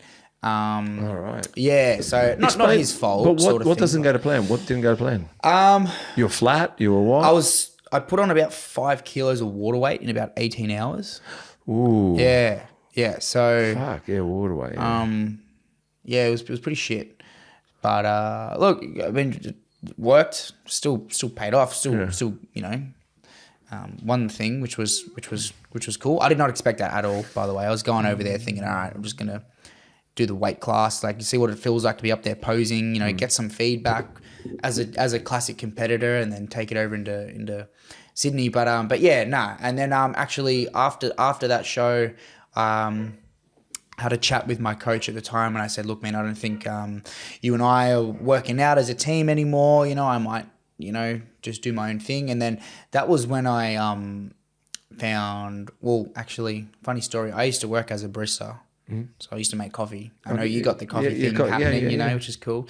And it was at the time, it would have been called B and Chini's in Cronulla. Been to Cronulla much? No, I know. I know Grind. I know the owner. Yeah. And I know the boys, Ham as well. And Ham, Mario. Yeah, Mario. He's awesome. Yeah. And also, God, I can't believe I can't remember the name of the guy at Grind, but go ahead. I will. Yeah, I can't think of his name either. Yeah, fuck. It's on the tip of my tongue. Yeah, I actually did a trial shift there. Yeah. I spoke to him. Anyways. And have you heard of a guy named Paul Haslam? Yep. So Paul Haslam, his wife, Selena Haslam, grew up with my mum, and she's local to Cronulla and everything. And she used to walk past every day, and she knew she was a bodybuilder. And Paul was a really, really good bodybuilder. So was Selena. She was fantastic. Both were fantastic bodybuilders. And so after the Perth show, you let go of your bodybuilder? Let go of my coach, yeah. Fuck, that's and in between. I had 2 shows to go still. Yeah. Well, wait a minute. I don't know why I went into daydream mode then. Yeah. That's a big move, man. Yeah. Did he... Obviously, there was friction going on for that to happen. I don't think that was so smooth. It was a smooth track. Maybe... I'm thinking you're about to do a whole season with him now, like of comps, and you've told him, see you later on. Yeah. That would have been tricky. He was pretty, I don't want to say heartbroken, but like, you know, him and like, okay, put it this way. So my family, they own a restaurant in Cronulla, and when I was about 3-4 years old, he worked at that restaurant. And my parents used to take me and my brother in, and I used to have this water bottle, and he would actually fill up my water bottles for me. So known him for, at the time, known him for a while. And then I was working in... what restaurant did your parents have? Sea Level, if you've heard of it. I've heard of it. Sea Level Cronulla. Yeah. They still got next door. Yeah. Oh, it's not my parents, but it's my family. So my uncles own it. Yeah. So go on, yep. Yeah, so he worked there for ages. And he was a bodybuilding coach? I don't think at the time. I knew at the time he was like real into weightlifting, and I'm sure he loved bodybuilding and everything at the time. But he was your coach for bodybuilding then? No, not when I was 4. No. He was your bodybuilding coach. Correct. Yeah. So when you came second. Yes. So I ran into him when I was working at JD Sports, and I just remember looking at him and I'm like, man, this guy's fucking huge. And I'm like, actually, I think I know this guy.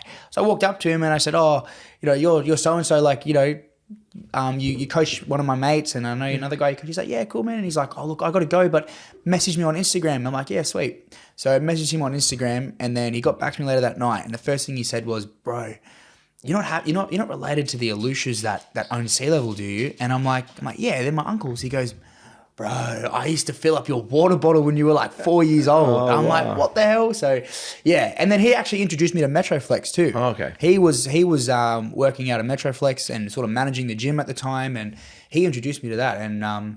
And yeah, so him and I, we go way back. Yeah, of course. Like, yeah. So that would have been a difficult time. It was, yeah. And it hurt me as well.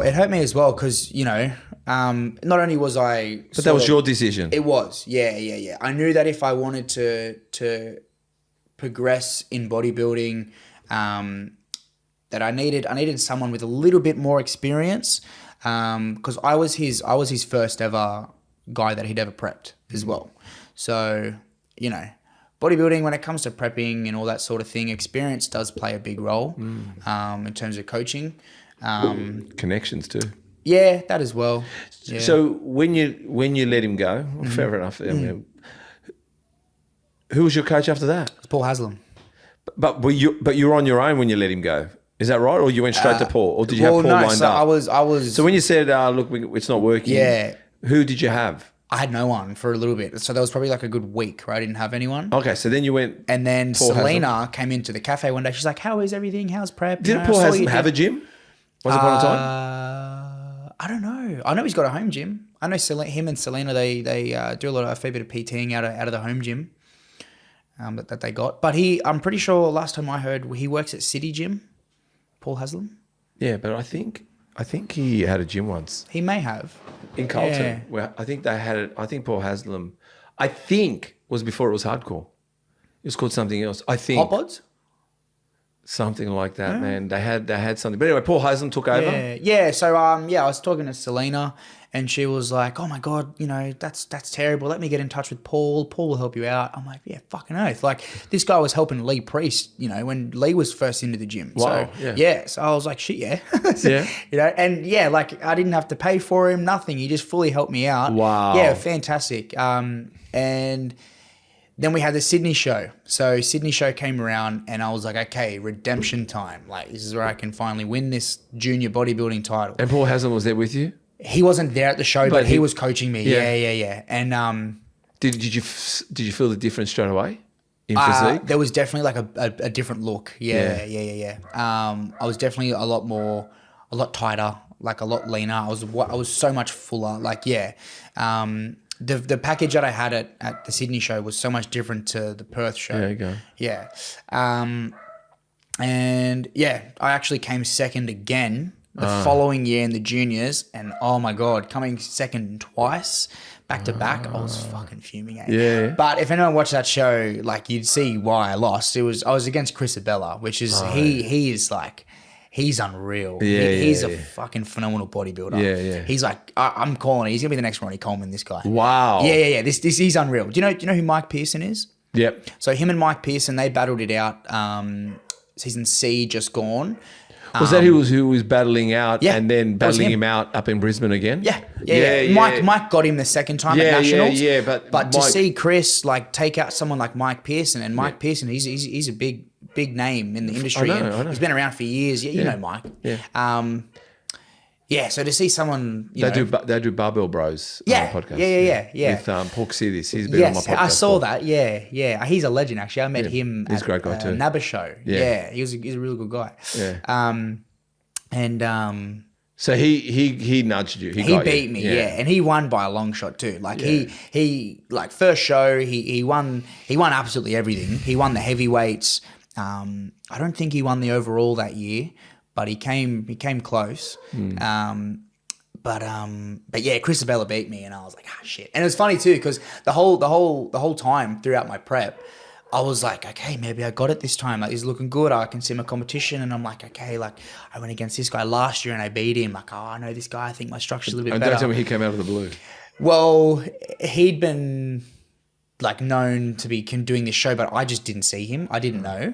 And one of the trainers at Metroflex, when I was, like, maybe 3 days out from the show, 3 days out, he goes, bro, have you seen this 118-kilo junior? And I thought he was kidding. I'm like, what junior is 118 kilo? What 23-year-old is 118 kilos and ripped? And he's like, yeah, bro, Chris Abella. And I'm like, no. I'm like, shit. But see, like my I believe in myself so much. Like I'd actually convinced myself that I was going to beat him. All right, but I like but that. I sort of like subconsciously knew, like, no way. Like this guy's huge. Like,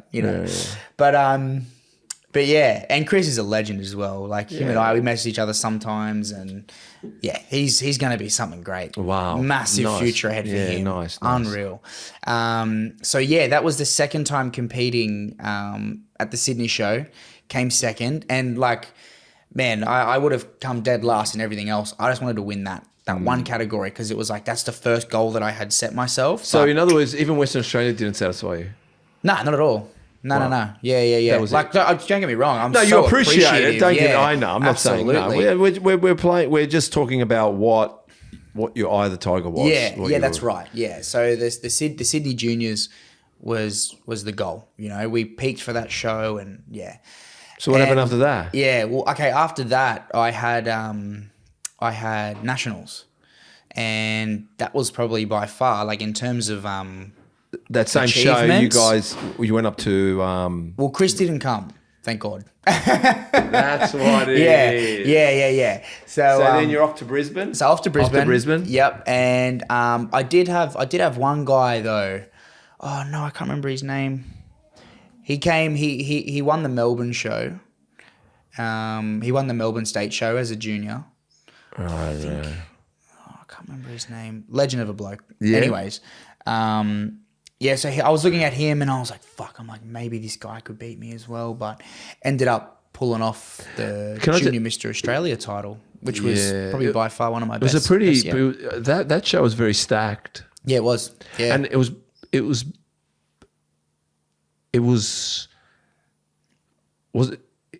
was season B, correct? Season A. Season A. That was the first real show after COVID, wasn't it? No, 2022 was. I'm pretty sure. Sure. No, but no. 2022 show, yes, and then the 23 show. I think what I'm trying to say is everyone got a taste. Yeah, and that was the first big taste. Yeah, like it was a consecutive show. Like meaning, the 2022 was the first comeback. Yeah. Yep. And everyone was kind of dipping the toes in, but the 2023 show was like I think everyone dived in. Yeah, because my first show or my off season was in the home gym. Oh yeah. You know, so yeah, I didn't really have much of an off season, but again, like we decided to compete at like 23 weeks out, so. But yeah, so I think so you went the to the 2023 season was like the season where people were like, okay, they've had a real good amount of time back in the gym and got everything sorted. That's what I was saying. Yeah. So you've gone to the Nationals? I went to Nationals. I was there. Yeah. And I honestly, God, I thought I was just going to rock up and just get my ass whooped because I'm like, it's Nationals, you know? Yeah. And I haven't told many people this, but I actually didn't diet from the Sydney show to Nationals. I literally just ate what I wanted. Really? Yeah, and I'm talking like I was eating fucking Maccas and... Really? Yeah, I was eating shit. Exclusive. Yeah. And like I'd taken prepped food to Nationals and I was like, yeah, like I'll just take it anyway, like, you know, but I'm probably just going to eat shit up there as well and whatever. But I remember one of the tanning ladies who was at Sydney took a look at me and she goes, what the fuck happened? Like, why do you look like this? I'm like, oh yeah, nah. Like, and I think I was just a little bit gutted as well that I just come second again at the Sydney show and I'm like, oh, fuck this. I got just, terrible mindset. Don't ever do that. Yeah, of course. If you're going to compete, you know, compete. Right to the end. Put yourself all in, you know. So I'm never doing that shit again. But yeah, and I remember her saying to me, she's like, I've seen these other juniors. She's like, you can win this. You can actually win this. And I'm like, fuck, really? And this was like, I'm pretty sure this was 2 days before the show. So it was the first coat of 10. So we competed on the Sunday. So what, you had like 48 hours to put some shit together? Yeah. So after that, after my first coat, I was on the treadmill straight away. I was just walking. Like I didn't want to run or anything, too much stress on the body. So I was just walking, just trying to get steps up, trying to burn calories. I was in the sauna, hammering myself in the sauna. I was eating clean again, like I was good. And then the next day, she had another look at me and she's like, I don't know, it's going to be close, but I don't know. And I was like, nah, you watch show day, I'll bring it together. So, the night before the show, I just did everything like I normally would. I didn't change anything because even though I was, you know, a bunch of water weight, whatever, I was like, I'm just going to do everything as per usual, all my protocols, all the same.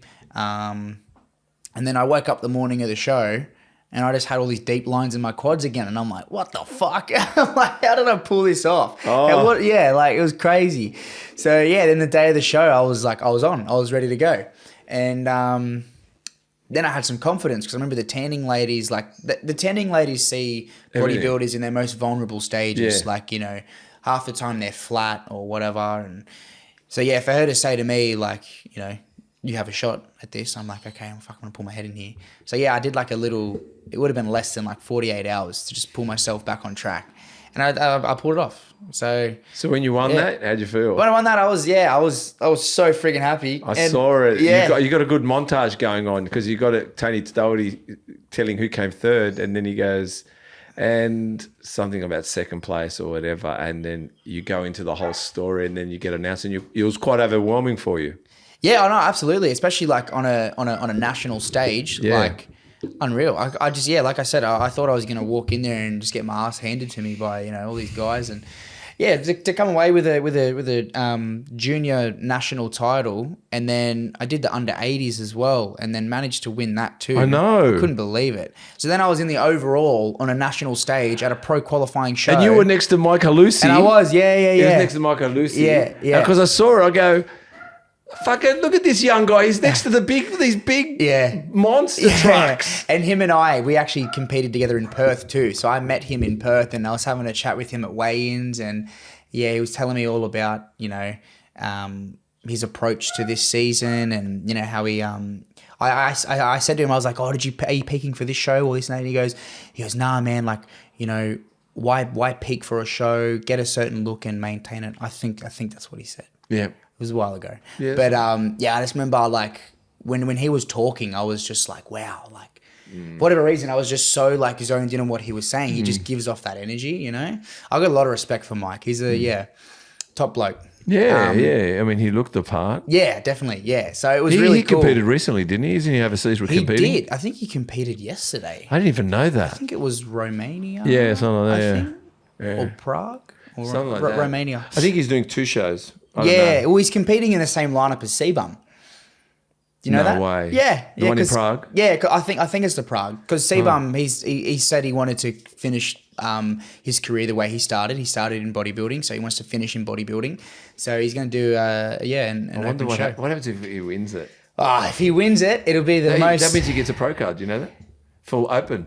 He gets the invitation to the Olympia. Yeah. Don't be surprised. Yeah. I reckon. I think he could do it. Don't be surprised. Yeah, I think he could do it.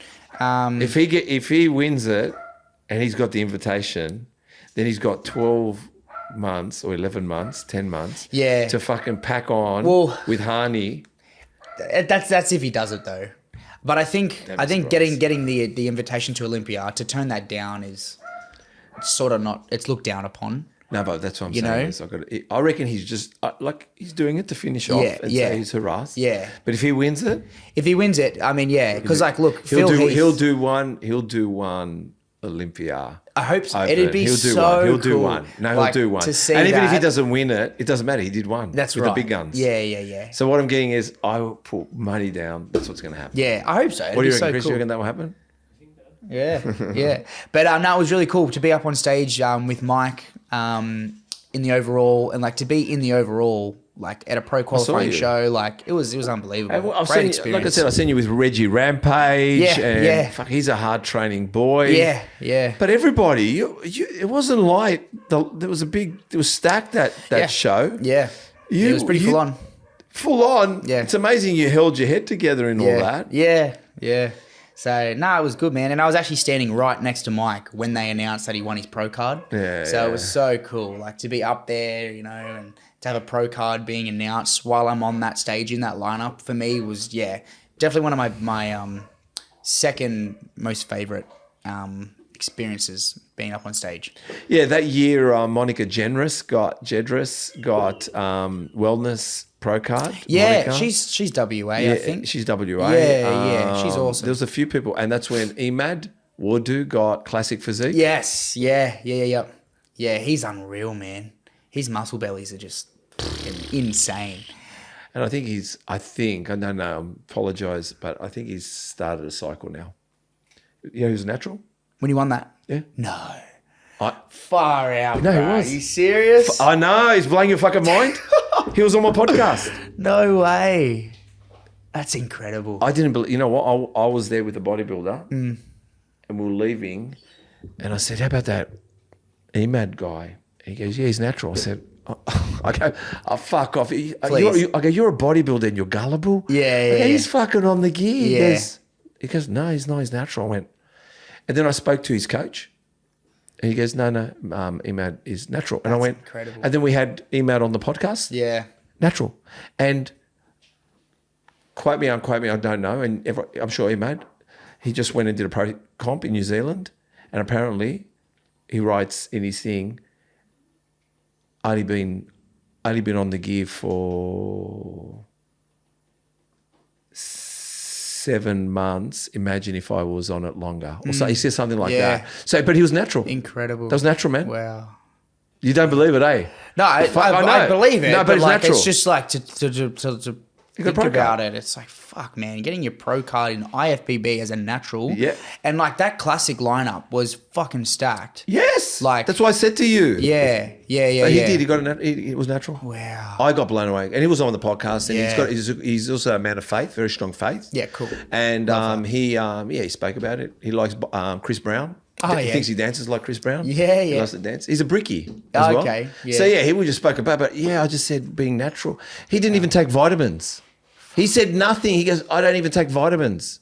That's incredible. I don't know now. Now he says I've got a few sponsors. They throw me stuff. Yeah. But no, he was natural, man. There you go. He was natural. I know that was a stack car. But when I saw you up there with those, like even when I was looking back at your video, I said, man, for a young boy, you were amongst some savages up there. It was a big lineup. And your confidence was great. Your smile was great. The way you acted. But even when I saw you competing, you didn't look like a freshman. You didn't like, I looked at you like, who is this guy, man, with his big smile and confidence? I mean, he looks like he's been around for a while. Because I hadn't been to the comps. You just seemed like you were a seasoned professional. Yeah, right. Oh, so no, you I'm did. glad. No, I think I was only 18 at the time as well. 100%. Honestly, when I saw you, and I also thought, I didn't know you were 18, right? You didn't look 18. So but what you look like, you look like you had good genetics. I just looked at you and go, fuck, he looks like he's got good genetics, this guy. And when you were on the stage doing what you're doing and you were posing, and I said, like, you were, even with all the lineup, you probably had the best smile and the best aura. Yeah, okay. Like I said, I was watching you, and I could never, that's why when I looked at you, when I was going through, you go, oh my God, that's Cooper. I know that was Cooper. So there you go. Yeah, no, man, you were amazing. So tell me, you love doing heavy leg lifts. Yes. I saw you doing hack squat, man, like 400 kilos times 10. That's fucking big. Is that your record? I think so. I think most I've pressed is 10 plates each side. Yeah, 10, 20. On the leg press, 400, 400. Yeah, something like that. Wow. And even bench press, man, 150 kilos. Yes. Is that your best? Best, all-time best, yeah. What about deadlifts? You like deadlifts? Yeah. Actually, you do like deadlifts. There was someone slapping your back on the thing. Yeah. What's your deadlift? Best deadlift, like 1 rep max was 220.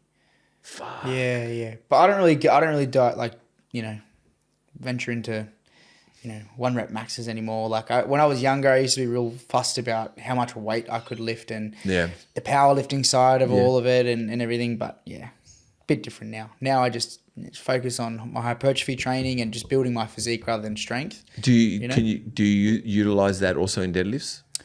Hypertrophy?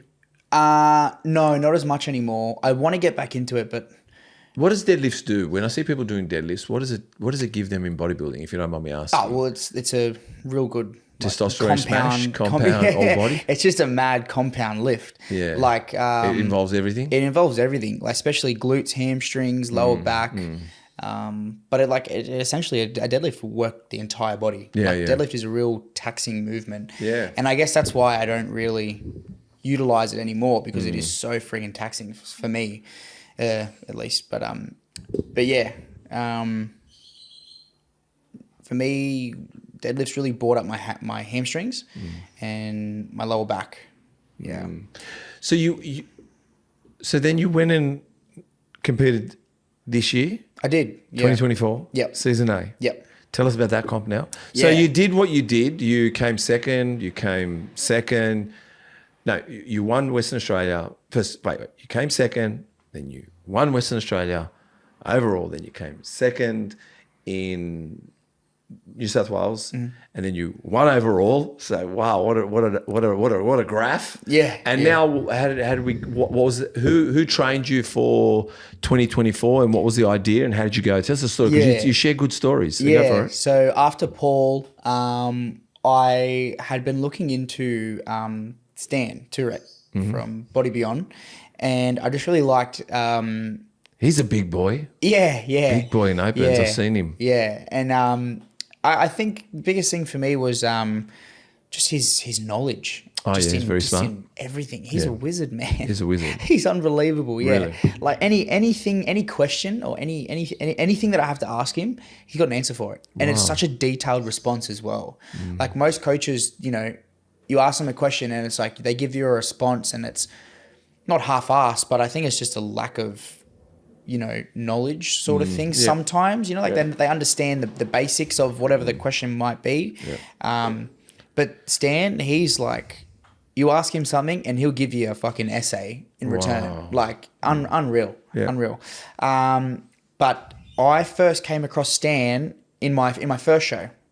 So my first show when I came second, Jake Ayres was the guy that beat me. That was Stan's client. The guy that came third, Kai Hansen, that was also Stan's client. Guy that came fourth, Lachlan Atkinson, also Stan's client. So if I wasn't there, he would have had first, second, third in the juniors. Wow. I'm pretty sure he had Brian win the heavyweight. Like I just remember like hearing Stan's name a lot at the show and seeing these guys that beat me and everything. And so after I dropped my first coach, went to Paul at the season B show of 2023. Yep. No, season A. So the Sydney show that I came second again and lost to Chris. That was when I saw Stan at the show and I went up to him, had a chat with him and said, "Look, mate, I'm thinking about maybe hopping on board with you. Like, what are your thoughts?" He's like, "Yeah, absolutely." He's like, "I'd love to work with you, mate." So, messaged him later that day, and then we organised to me to go down to his gym, Bodybuilding Health Club in Penrith, and sick gym. Love that gym. Yeah, it was a UFC gym, and he's just turned it into obviously a bodybuilder sort of gym, like lifestyle gym sort of thing. Oh, that's on that. It was a UFC gym before, wasn't it? Yeah. It's on Henry Street in Penrith. That's a main road, Henry, isn't it? I think so. We've been there, Chris. We were with Candace, didn't we? Yeah, Candace, Candace. Forget her last name. She's gonna watch this, probably laugh. Yeah, Candace. Oh my God. She does like the posing stuff. Yeah, she does the dancing with the chairs. She dances with chairs and lingerie. Yeah. I forget the name of that stuff though. I'm trying to think of the name. But she dances and she's competed and she's lovely. Yeah, and she's been on the podcast. Awesome. Candace has been on the podcast. Yeah, I saw that as well. Yeah. Yes, she's wonderful. Sorry, Candace, that we didn't really remember your name. Oh, God. The surname, that is. Yeah, I'm trying to think of a surname. And mind you, we've got some video there that Chris hasn't done yet with Candace, which we think, it's going to be the detriment of our business if I keep bringing it up. Chris is going to walk out if I keep bringing up Candace. So Candace is... she's lovely. So yes, we've been to that gym. Yeah. So sick gym. Yeah. Love the gym. So that's his gym. So I went there. He's got the supplement store in there and check-in room. Like this place is awesome. So we did like an initial sort of check-in thing. We set up a diet like for my off season, leading into the show that I just did earlier this year. Like we pretty much mapped everything out as far as we could, and my show that I did earlier this year has definitely been the best look that I've ever obtained on the stage. Yeah. But it was funny because I was actually 4 kilos lighter. Wow. This year than I was last year. So peak condition, which would have been last year's Sydney show, I peaked for that show. I was 77.4 or something. Yeah.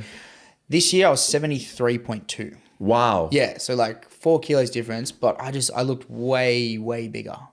Way bigger, way more dense, grainy, like, yeah. And first. And I came first, yeah. So you got it, eventually, yeah. Because now you're not junior anymore because you're 20.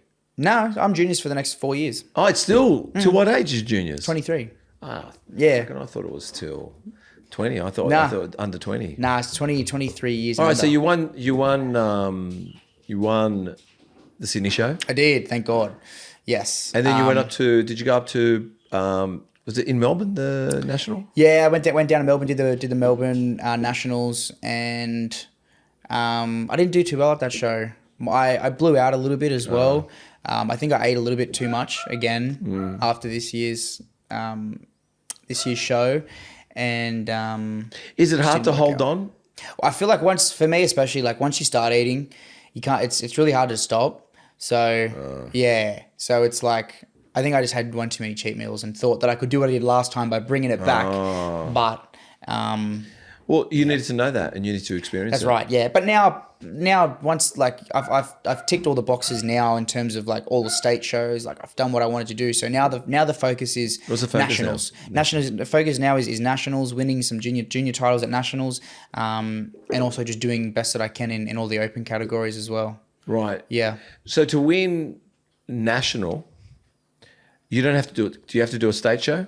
Yeah, so you don't have to like place or anything. But you just have to turn do a up. state show, and then you're allowed to go to the nationals. That's right. So that qualifies you for the national show. Yeah. Okay. So yeah, it's pretty good. And you're a personal trainer? Yeah, sort of. What does this mean? I do like a little bit of PT work with some of my online clients. Yeah. Not just my online clients. I think I've got a couple of other boys that I train out of. Have you done the Metroflex. course? No. That's amazing. I mean, that's why I say sort of like Look, yeah. If they want to ask you for assistance and they think you know something, if you don't know something, why would you train them? Well, look, I'm never going to take on a client that I know that I won't be able to handle.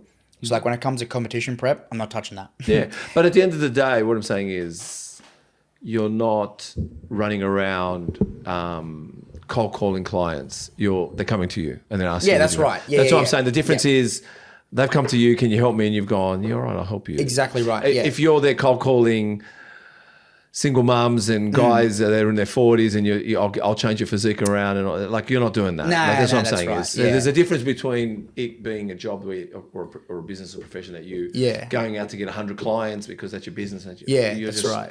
Look, I am online coaching as well. I've just started doing that, and like I'm not really promoting it too much. Like I haven't even announced or officially launched the business, but I've got enough clients now already where I can rely on that for a weekly income. And then I also do the PT work as a side hustle. And I also work at Australian Posing School as well. That's what I heard. What happened there? Yeah. That's a great job. Oh, it's awesome. How'd you get that? Beck has given me like the best opportunity ever to be the male posing coach. How did that come about? So after the Sydney show that I did earlier this year, she's a judge at IFBB, and she I think she said, I can't remember what it was, something about my routine. She said she loved my routine or something, and she's like, I'd love to talk about an opportunity for you. And then she sort of kept it like really low key about what it was, but she said, when you're done for this season, when you're done at nationals, let's have a chat. And I was like, yeah, for sure. So yeah, finished up at nationals, and then messaged her one day, and I was like, so what's happening? And she said, oh, come down to the studio, we'll have a chat. So I went down, and she's like, I'd love to offer you a role as a male posing coach at APS. And I was like, fuck. I was like, hell yeah, let's do it. So, but before that, I was also doing some posing work like on the side as well. It's like a little side hustle sort of thing. How did you get into posing? Meaning everyone's jumping onto this posing thing, right? We all know that. Everyone's jumping on. Even like if PTs, everyone's jumping on. Yeah. But there's a few maestros. There's a few people out there that are amazing. Like Peter Hardwick's probably unbelievable. Like one of the best. Yeah, you know what absolutely. I mean? But you've got a similar kind of even body structure like Peter. Yeah. Have you seen Peter's body? Yeah, absolutely. That's natural. Yeah, no, I know. Yeah, I know that's natural. Yeah. Fuck, unbelievable. Me dead. Yeah. I think he got a pro card too once. He did through IFBB.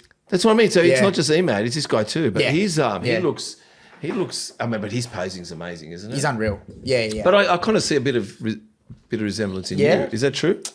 I mean, yeah. I'd like to think. I'd like to hope so. Yeah. If I can be matched with having the same sort of posing as Peter Hartwig and all that sort of thing. Yeah, I mean, I'll take it. Yeah, he's very good. So you is it? When do you do classes down there at the Australian Posing? How does that all work? So I'm there as a contractor. So it's like I have like my availability, time slots, whatever. And if guys want to book in, then they just go to the website, select me, and then they just find a time that suits them and that we have available at the studio, and then they can just book into me. They're 1 hour sessions, obviously face to face, one-on-one as well. I also do group classes as well. I do all federations, all divisions. So yeah, it's pretty cool. Wow. I love it. It's exploded. Yeah. It's So exploded. Everything's sort of come all at once, you know, like. How are you handling it? Yeah, I mean, I'm trying my best to stay on top of it, but you know, if like the whole online coaching, being offered this role at APS, the sponsorships, it's sort of all at once. So it's overwhelming, but I like that. I like the being constantly, you know, kept on my toes. And, Who's the sponsor again? Well, I have Vision Attire, so they're my what's the word I'm looking for? Apparel, sponsorship. And then there's Amino Z, so they're my supplement sponsorship. Can you say that big word again? What, Amino Z? No, the word that you couldn't pronounce on your video. You were Brigadeiro. Yeah. That's a Brazilian chocolate. Is it? Yeah, Brigadeiro. Yeah. I love it. I actually had it the other night with some banana. Oh, it's beautiful. Yeah, well, no, because you laughed because you go, fuck, you wanted to say the word and you're going, oh no. Yeah. So do you think it's a good idea for Chris, myself, if I go sing a karaoke to do the song Tequila? Yeah, it was so funny. So do you know the song? We're in Hawaii. That's what he said. Yeah, it's tequila. I said it like probably 3 or 4 times. That was it. Yeah. So I was in Hawaii about 3 weeks ago now. Yeah. Start of October, and I went to this sports bar. I forget the name of it. I think might be Skyline or something. Anyways, we went in there and we just thought we were having a normal dinner or whatever. Anyway, this bloke rocks up. He's got a microphone and he's got big TV out, and we're like, oh shit, it's karaoke. And people actually come to this thing and like this is like they're training in the gym. Yeah. Like people come to these bars and they do karaoke in front of everyone. And they sing perfectly. Yeah. Oh, maybe not. Okay, sorry. There was a couple of guys there that we couldn't help but, you know, have a little giggle or whatever. But, you know, they're having a good time. I'm talking about some of the pubs in the east, in the inner west. Yeah. When they have karaoke nights, professional singers go in and they fucking go for it, man. They go. love it. Like it's like their weekly turn up to play tennis. That's right. It's right. Yeah. So that's what it was. Yeah. So me and my brother, we'd had a couple of drinks together. And mum and dad and my other brother was there too. He's too young to drink, whatever. But we were trying to just like get each other to just get up there and do it. Like, someone get up there. Someone's got to do something, like, you know. And my brother said to me, he goes, why don't you go up and sing Tequila? And I was like, oh yeah. I was like, I know that song. And then, because there was a guy on America's Got Talent or Britain's Got Talent or something. He did the same thing. And it was just hilarious. I'm like, fuck it, I'm going to do it. So sculled my drink. I'm like, fuck, I'm getting up in front of like all these foreigners. And the guy that was announcing it, he gave me like this massive build up. He's like, we got Cooper, you know, with the accent, we got Cooper, and he's singing a really, really hard song. And he said something like that. He's like, this is the one song that you want to be singing. I can't remember what he said, but it was so funny. And the music started and everyone just started cracking up. Everyone was loving it. And yeah, it was just the best thing ever. Everyone was like, encore. I'm like, no, I'm fucking sitting down. That's hilarious. So yeah, that was my first time doing karaoke. I thought that was hilarious. Hilarious. What about you? So you've been to Venice Beach as well, haven't you? Yeah, I did. Yeah, tell us about that story. Was it what you thought it was? Yeah, I mean, like, same thing. I didn't really know what to expect. Like, I haven't traveled that much, especially being like fairly young. And COVID came around. Yeah, and COVID too. Yeah. But I knew it was like the iconic spot to go to. Like, I knew Arnold had trained there, and I knew they held bodybuilding competitions there. So, we went to LA as a family. We did 3 days at Disneyland, and then we started traveling up the West Coast. Yeah. Is LA on the west? I don't west know. side? I don't know America that well. Is it West? Yeah, West West Coast, Coast. Yeah. Up towards San Francisco. Yeah. Yeah. So that's where we were headed. We were headed up the West Coast, towards San Francisco, and we stopped in at Venice. And Mum, Dad, and my 2 brothers, they wanted to do like a little bike ride thing from some pier or something down to the gym, whatever. But I was like, nah, fuck this. I'm going straight to the gym. So yeah, got an Uber from wherever we dropped off and headed down there, and it was sick. It was so cool. I was out there. There was like barely anyone there too. I was training chest as well, which is like, a mad muscle group to train. Yeah. And it was awesome, man. I loved it. What do you? before we'll finish off with a few more things and then we'll let it go. But yeah, do you reckon Cronulla Sharks are going to win another grand final? I don't know. To be honest, man, like I've actually fallen out of touch with footy a little bit ever since I started. But you will fall out, but you still love it. I still love it. Yeah, don't get me wrong. Like I tried to play OzTag this year actually. Oh, yeah. I tried to play, but we couldn't get a team together. It was going to be me and my two younger brothers. We were actually going to play in a team together, but just couldn't get anything sorted. But yeah, look, if I could balance the two out, I would. I actually did. After my first show, I competed in March. The footy season started like not long after that. Yeah. And I actually played. I played 2 games that season. Okay. But that was it. I could only play 2 games. Yeah. You know, and by that point too, like that was we didn't have enough for 2 teams anymore. So like all the boys that I'd played with, they all started working full time and they did their own thing. So then we combined it, you know, B's and A's together. We played up in the A's and yeah, no, look, it was a fun game.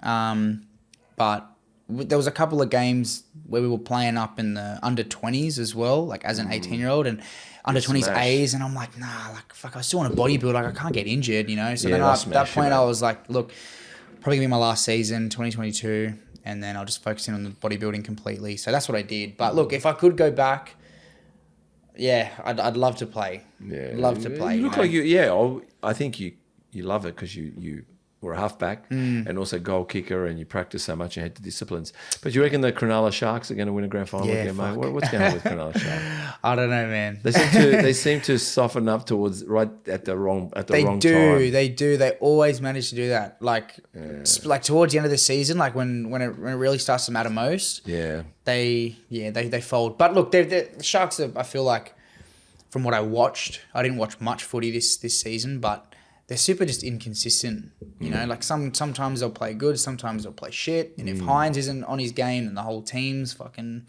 not too good. So, but yeah, look, I think this season, but they did all right. Like they finished third or something. They've been in the top 8 for a couple of years. Yeah, now, so which is from where they were, you know, like pretty good. They're a happy good with side. that. I've always enjoyed watching the Sharks. I mean, I'm a Doggies supporter. So, yep.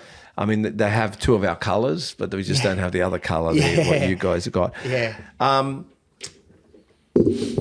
right, I've got 2 more things, but actually one more. Tell me about, who are these Trend boys? The Trend Twins? Yeah, who are the Trend Twins? That's one. Who are the, I don't know who they are. I've heard about it. So who are the Trend Twins? And what is going on out there with this fucking trend and steroids? Tell me, what is this going? So, give us you that's in the mix of this all, like as a young guy and bodybuilding. Yeah, what's going on? So they're these like 2 influencers, you know. They're I'm pretty sure they're Italian. Yep. But man, they're just so funny. Like are they from Italy? They say, nah, they live in America. Okay. Yeah, but I say that like they're about my height. They're short, and they're fucking huge. They're jacked. They're massive. Yeah. And they're just so entertaining to watch. Are they? Yeah, so good. And they always rave on about crumble cookies, 5'2" Latinas and Tren, and it's just like, yeah, it's just a running joke that me and a couple of my mates, even a couple of my clients as well, that we have like inside jokes. And there's shit that they'll say like throughout their sessions, like, what do they say? They're like, oh, you're a blacksmith, like forge, you're a blacksmith, because like we're pumping iron, you know, blacksmiths, they work with iron, so they're just like their logic with things is just hilarious. The way they word things is hilarious, and they're fucking strong, man. Like they're benching like 5 plates. And what do they talk about? Like them being, even though influencers, like, are they encouraging steroids or they're not? From your perspective, it's like it's obvious that they're joking about it. Oh, right. But like, so do you think the pro old style bodybuilders are taking them too seriously, and the young ones know what they're on about? Yeah. Like Greg Doucette, he takes them way too serious. That's what I'm saying. Like their whole thing is just taking the piss and lifting heavy and fucking, you know. So like, because they use chemical words and stuff, they're taking it like they're fucking got needles coming out of their ass. Well, yeah. But it's like for example, they had someone asked them, like, you know, bro, how do I get big? And I think it was Mikey, one of the twins. His response was, Tren. And then he was like, no, I'm kidding. But like, see, people just take that shit too serious. That's you know? what it is. It's like, it's a joke. Like they just joke around with it. And then obviously like the Tren twins, like it rolls off the tongue. It's a cool name, you know, like they're obviously taking steroids. So it's, it just. Have they competed works. yet? They did actually. I think they competed for the first time. I think it was this year with Kyle. Kyle was their coach. Yeah. And yeah, I'm pretty sure they did all right. One of them did bodybuilding. One of them did classic. And I think they did all right. What about that other guy? What's his name? Sam Sulek? Sam Sulek. Yeah. Is he still popular? Yeah, I mean, there was a stage where he was really, really up there. Like he was everywhere, all over TikTok, all over Snapchat Discovery, you know, Instagram Reels, like everything. And I don't know. I feel like because he's very serious about absolutely everything. Like he's very, very serious. Like his demeanor is very like, you know, straightforward, you know, never talks about steroids, nothing like that. But his methods are pretty interesting, like with his nutrition. Like there was times where he was drinking like 2 liters of chocolate milk a day. I know. You know? He's fucking drinking. That's and it's like, hey, look, if that works for him, if he's still healthy, why not? You know, like me personally, I don't think I would be doing that. Just drinking 2 liters of milk a day. But like I said, if it works, it works. You know, works for him. Who's your favorite bodybuilder? I can't believe I never asked that question yet. At the moment, it used to be Lee Priest for a long time. Okay. But when I saw... It still is in a way. Yeah, absolutely. I still have a lot of respect for him. When I see him, I'll go up and say hi. But someone that I idolise and look up to is definitely Derek Lunsford. Right. When I saw him compete the first time in 2023 at the Olympia, when he came second, after winning the 212 the year prior and then coming to the Open, he put on like 5 kilos with Harney and then came second to Hardy Chupin. I was like, wow. And I was just like, his structure just blew me away. I was like, his lats and the way that he can keep his waist so tight and pull a vacuum as an open bodybuilder is like, it's unreal. Yeah. So I love his views and he's a nice guy. Yeah. I love the way that he preaches preaches God and, you know, everything like that. He's a real family guy. Is faith close to you?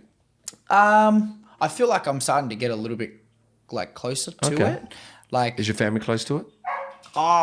Like look, we're all baptized, of sort course, of thing. obviously. You know, like we all believe there's a God out there, but like we don't. Only because you mentioned that he talks about God. Yeah, for sure. Like look, we don't. You're discovering we don't a bit about it. But yeah, no, like I've got mates as well. Like one of my clients, he's real into, you know, like he goes to church every Sunday, and I've got a really close mate of mine as well that's been going to church on a Sunday too, and yeah, it's like it's definitely something that I feel like I go on Sundays. Gravitating towards. I do. There's something about it. It's not what you think it is. It's not about goody two shoes. No, it's not. It's about. It's an inner belief that you don't bank on anyone else. You just bank on the external, the spirit, which is God. Yep. Like I tell people, if you bank on Mother Nature, good on you. Unless you're not banking on yourself. Because when you bank on yourself, you're fragile. Yep. But when you bank on the truth, no one can stop you. That's right. Even when someone lies to you, you go, I don't give a fuck. You lie to me. I bank on the truth. Yep. It's you who's lying. So yeah, it is a good part. It's a challenging part, but it doesn't make you a good person. Like there's idiots both in faith and outside of faith. Yeah, really but matter. No, it's definitely something that I want to pursue a little bit more and move closer into. Like Chris has been going a little bit lately, just looking at it from far too. I think because we're all talking about it, but the only way to know is to turn up. That's like right. Because.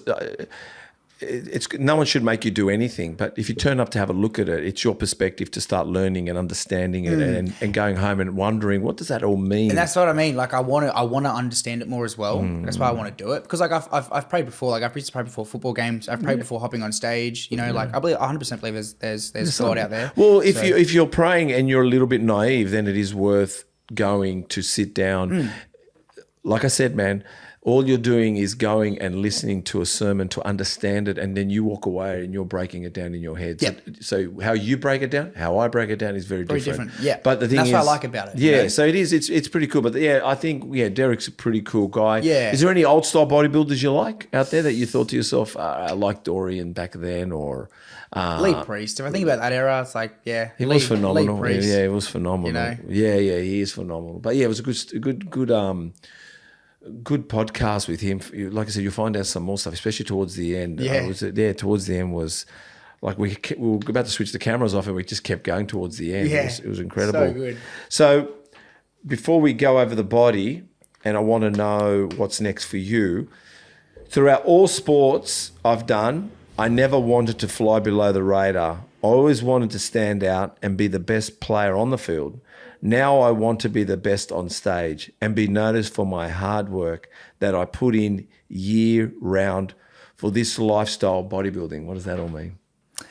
It just, I've never wanted to be just another number on stage or another player on the field. Like I want to come off and, be noticed, like with anything that I've done. So you're not afraid. How I read that is, I will fly under the radar. Yeah, okay. I don't want you to know. Yeah. You don't give a fuck. Nah. Whether you know or not, I'm coming. Yeah, that's right. Is that true? 100%. I like that. Yes, I don't like you to know me. I don't like you to know I'm coming. I don't know why. I feel like if you know too much about me, it intimidates me. Yeah. But for you, you're like, no, man, I'm coming. Yeah, that's right. And I'm happy to compete with you. Yeah. So I feel, is that right? It doesn't mean that I'm coming and I'm just gonna fucking I'm a show off or anything. I like being noticed. I like people sort of seeing what it takes to get to that point as well. Because people like bodybuilding is a very niche lifestyle. It's a very niche sport. People don't really understand much about it. Like we spoke on before, people think you just take the steroids, you lay back. That's all it is, No. It's like there's so much that goes into it. It's a lot of hard work, man. Yeah. It's a lot of hard work. I didn't know it was so much hard work myself, but it is. But I've been doing it for 15 years. And I'm telling you, there's times where you get complacent, but you come back and you go, oh, fuck, I'm glad I'm back. Like there'll be even a year I've done nothing, 2 years I've done nothing. And then when you come back, you go, but it's the long game. You'll be all right. You won't do it now. You do it when you're 30, 40, 50. You go in and out. No, but as long as you hang around. Yeah. Because you come back in harder and stronger. Yeah. I mean, who would have thought at 49 I was going to take a cycle? Yeah, there you go. That's what I'm saying to you. Like I came in, like you saw, how did I come in at 49? I know. That's me turning 50. Yeah, wow. That was March 2019. My birthday's March. Wow. I turned 50 the next day. That's crazy. So that's all right for 50, don't you reckon? Oh, fuck yeah. 100%. Yeah, that's what absolutely. I mean. Like, that's all right. You don't find 20-year-olds at that with that body. That's right. So that's what I'm saying to you. No, you can always go better and better. Like, look, I saw your photos, but seeing you today and your genetics and where you go, like, wow, you got a big future. So what do you want to achieve, and what division do you want to be in? Well, that's the thing. So I think you're gonna have to choose a division. Go for it. No, 100%. So that's why I'm doing both categories. Yep. I'm doing both classic and bodybuilding. Yep. I can pose for both, and that's all it is. The difference between the two is, for me at this point in stage, is just the difference in posing. How different is the posing? It's not a whole lot different, but like classic is more. It's more of a tighter waist. Yep. Broad, wide clavicles sort of thing. The posing is more flowy and it's hard to explain. It's more aesthetically pleasing to the eye. A bit of a dance. Sort of, yeah. Like you see these open guys, it's like Samson Dowder, his posing is phenomenal. He's got that real old school sort of classic posing style to him in an open lineup, which is like, if you've got that, unreal. I know. What a body. But you look back at Dorian Yates, Ronnie Coleman. It's just like there wasn't really much of that. Yeah. And then the classic division came in, and then you look at guys like Terence Ruffin, Breon Ainsley, even Chris Bumstead. Like that, the posing there is a lot different. Yeah. It's more aesthetically pleasing to watch, and it's very entertaining. Like you don't want to take your eyes away. You don't want to like look away because you might miss something. Sort of thing. Yeah, no, it's true. It's true. Where with the opens, sometimes you've seen it. They only really look good like in the pose smacking it up when they're in there. Yeah. What did you think of the guy that came second? He looked amazing, huh? On classic. The shorter. Yeah, I forget his name. The German guy. Yeah, he looked good. I can't remember his name. Yeah, he was a dark horse. I did not think that was going to happen. Wow, yeah, great. Yeah, I was actually on the plane home from Hawaii when the Olympia was on, so I didn't really get to see much of it. But yeah, unbelievable. It's good to see the shorter guys, sort of taking over in the classic. That's just so you're still deciding where you'll be. I don't know. Yeah, like my comp earlier this year in Sydney, my placings were very, very similar. So I came first in the juniors bodybuilding and first in the juniors classic. And I came second in the open classic and then third in the open bodybuilding. So very similar. So I'm not sure yet. Okay. So I'm just going to keep doing both until I figure it out, or for as long as I can, sort of thing. You'll figure it out. Yeah, no, I'm sure I will. And your goal is obviously Olympia. Goal, yeah. I want to take it that far. Being that you're Cooper. Yeah. I've always had, quite fairly big goals, scary goals. Yeah. But Chris Bumstead is someone that I look up to a lot as well. And he said, your dreams should be big, they should be scary. And you just got to pursue it. You just got to go all in, chase those dreams, So yeah, one of those dreams for me is definitely making the Olympia stage. That for me would be unbelievable. Unbelievable. I think you'll do it. I hope so. There shouldn't be anything else. Yeah. Can't be anything else. Yeah. You've gone to the Lions Den. Yeah. So what are you doing? Yeah. So the question here by one of our people says, please advise. I'm thinking people advise to not take PhDs, performance enhancing drugs. That's what people are advised to not take them until potentially reaching as natty as possible. That's what he's saying, right? Why did you get on it so young? But I guess if he listens, it was obviously you were, 7 weeks, 8 weeks out from 8 weeks out. So what's your advice to, I guess it's, why did you, when people say stay as natty as possible, and why did you get on it? How do you answer that, do you reckon? Look, at one point in my life, I was actually massive on just staying natural. Yep. And I pushed my body to take like as many natural, I guess, supplements as I could. Like I was on all the testosterone boosters you could think of and, taking as much recovery shit as I could. But yeah, like I said, I got to a certain point through that first prep where I thought about it and I was like, it's one of those things that you can't just you can't do it and half-ass it. You can't do it and sort of back out of it. It's like once you do it, you're all in. You're changing the history of your health when you do it. So there was actually talk about me taking steroids even before 8 weeks out, but I just didn't feel ready. I didn't feel like I was there yet, and I was still sort of headstrong on doing that show natural. But yeah, like I got to 8 weeks out and I was just like, I want to do this shit for the rest of my life, and I know I can if I just stick with it, stay consistent, and go all in. So going all in, obviously, my goal was make Olympia one day, and it was at that point too. So I was like, only one thing left to really do between, with what I'm currently doing, and that was steroids. And also, I guess next step will try to get a pro card. Which is what you want. Absolutely, very soon as well. I don't know about very soon, but we'll see. Are you allowed to share what you're on or not share what you're on? Or currently? Yeah. I'm really open about this stuff. I'm not going to say like dosages because people will try copy it. But in terms of compounds, at the moment I'm running testosterone, I'm running Mastron, I'm running Primobolan. I think they're the, what was it? Mastron? I think Mastron. I was on that. And what else were you on? Testosterone and Primobolan. Oh, Primobolan, yeah. Yeah, and I'm taking growth hormone as well, which is a fairly new compound for me. It? Growth hormone. Oh, gee, I heard about it. Yeah. It's unreal. I love it. Is Tren that dangerous? If taken... Because I think I took Tren. Oh, really? Yeah, I mean, I was, like I said, man, I took it for a short time. I took it for 8 weeks, stopped, and I think I took it for 8 weeks. Yeah, meaning that was it for my whole life. Right. But it was like dynamite.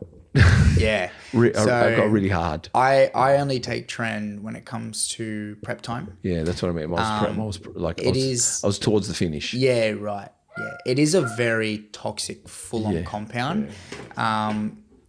Just like so many negative side effects can come of it.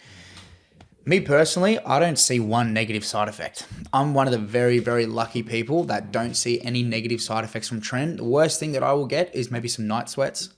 I got a lot of night sweats. That's it. Yeah, I got night sweats, and I think I needed to pee a lot. Yeah. To pee heaps. Yeah, it's pretty damaging on the kidneys. So. Yeah, but it was, like I said, it was all right. But I was still got myself. I didn't even go do bloods. I did nothing. I mean, I've done my blood since. Yeah. And thankfully everything's good. Yeah. And my testosterone is great. Everything's great. That's good. I had Scott the mechanic. He told me what I needed to ask for. Okay, yeah. Scotty down in Melbourne. Yeah. He was great. So nice. That's what I do. I take everything the safest way possible. Yeah. Well, I don't know if I was taking it safe. I was a bit of a fucking idiot while doing it. But But what I mean is that was just me for a very short time playing, and my body responded like crazy. Yeah. Because I've never, when you've been natty for like all your life, but that's crazy. But first cycle on 49, wow. mate, is that funny? Shit. Yeah, that's But insane. I wanted to know. Yeah. And do you know that was at 2019? Yeah. Nothing was big about bodybuilding. Like it was big bodybuilding, but then we got COVID. It's nothing like it is now. So what I mean, I didn't even go to any comps. I did go to a comp by myself to watch a guy who actually did the other IFBB. Have you heard of Kobe? There's a guy called Kobe. He won Classic Physique in 2019. He was in the elite though, wasn't he? Yeah, he went to the elite this year. Kobe. Yeah, I think I know what you're talking about. No, this one here, I'll show you. He's coming on next year because that's how far ahead we've booked. Don't ask. Chris has given me 2026 diary. Wow, that's awesome. No, I've got to calm down. But yeah, Kobe. It's true, isn't it? He's got a kid, right? He's got a daughter or something. Yeah. So he was one of my favorite. In 2019, he did the Arnold when Arnold was here. Yep. And I mean, you have to agree. Yeah, like, you know. Yeah. That's Kobe. Yeah, I forget his last name. So I met him through my first coach. Yeah. Yeah. What's his last name? I'll tell you now. Because I booked but he did he's done IFBB, but he did Arnold's. Yeah. He did Arnold's. Kobe, he's got a funny singer in. Yeah. Well, anyway. Yeah, when I saw him he used to train at hardcore. Oh, okay. At Carlton, where I used to train. And then when I used to watch him, that's what made me think I wanted to compete. And then we'd speak about just training, nothing else. And I went to watch him compete. We weren't even mates, but I went to an IFB to the Arnold's at the university. Yeah. And I sat there by myself. While I was on tren. Yeah. Should have gone up there and just done it. Yeah. I should have gone up and just gone bang, you know what I mean? But anyway, that was my story. That's wild. But tren is not something that I'd recommend That's to right. Well, average person. There's going to be a lot of young guys probably listening to this because of you. But anyway, I think we've covered everything. How about we go over the body quickly? Yep. And then we'll finish off talking about Sandy, and then we should be done. All right. So let's go over the body. All I want to know is an exercise. And sets and reps. Okay. So I'll say the body part. If you want to say train it, don't worry about it. Yep. Traps? Well, traps they're a bit of a smaller type of muscle. They're muscles that I would probably try and fatigue, like with volume amount of reps rather than sort of like intensity. Instead of 3 sets of 10, you'd be I'd be doing like 3 sets of like maybe 30 reps. Right. Okay. You know? Yeah. Shrugs? Traps. Yeah. Oh, yeah. Shrugs? Yeah. Shrugs. Okay. Sorry. That's right. Delts, back delts. Like rear delts? Rear delts. Yeah, same thing.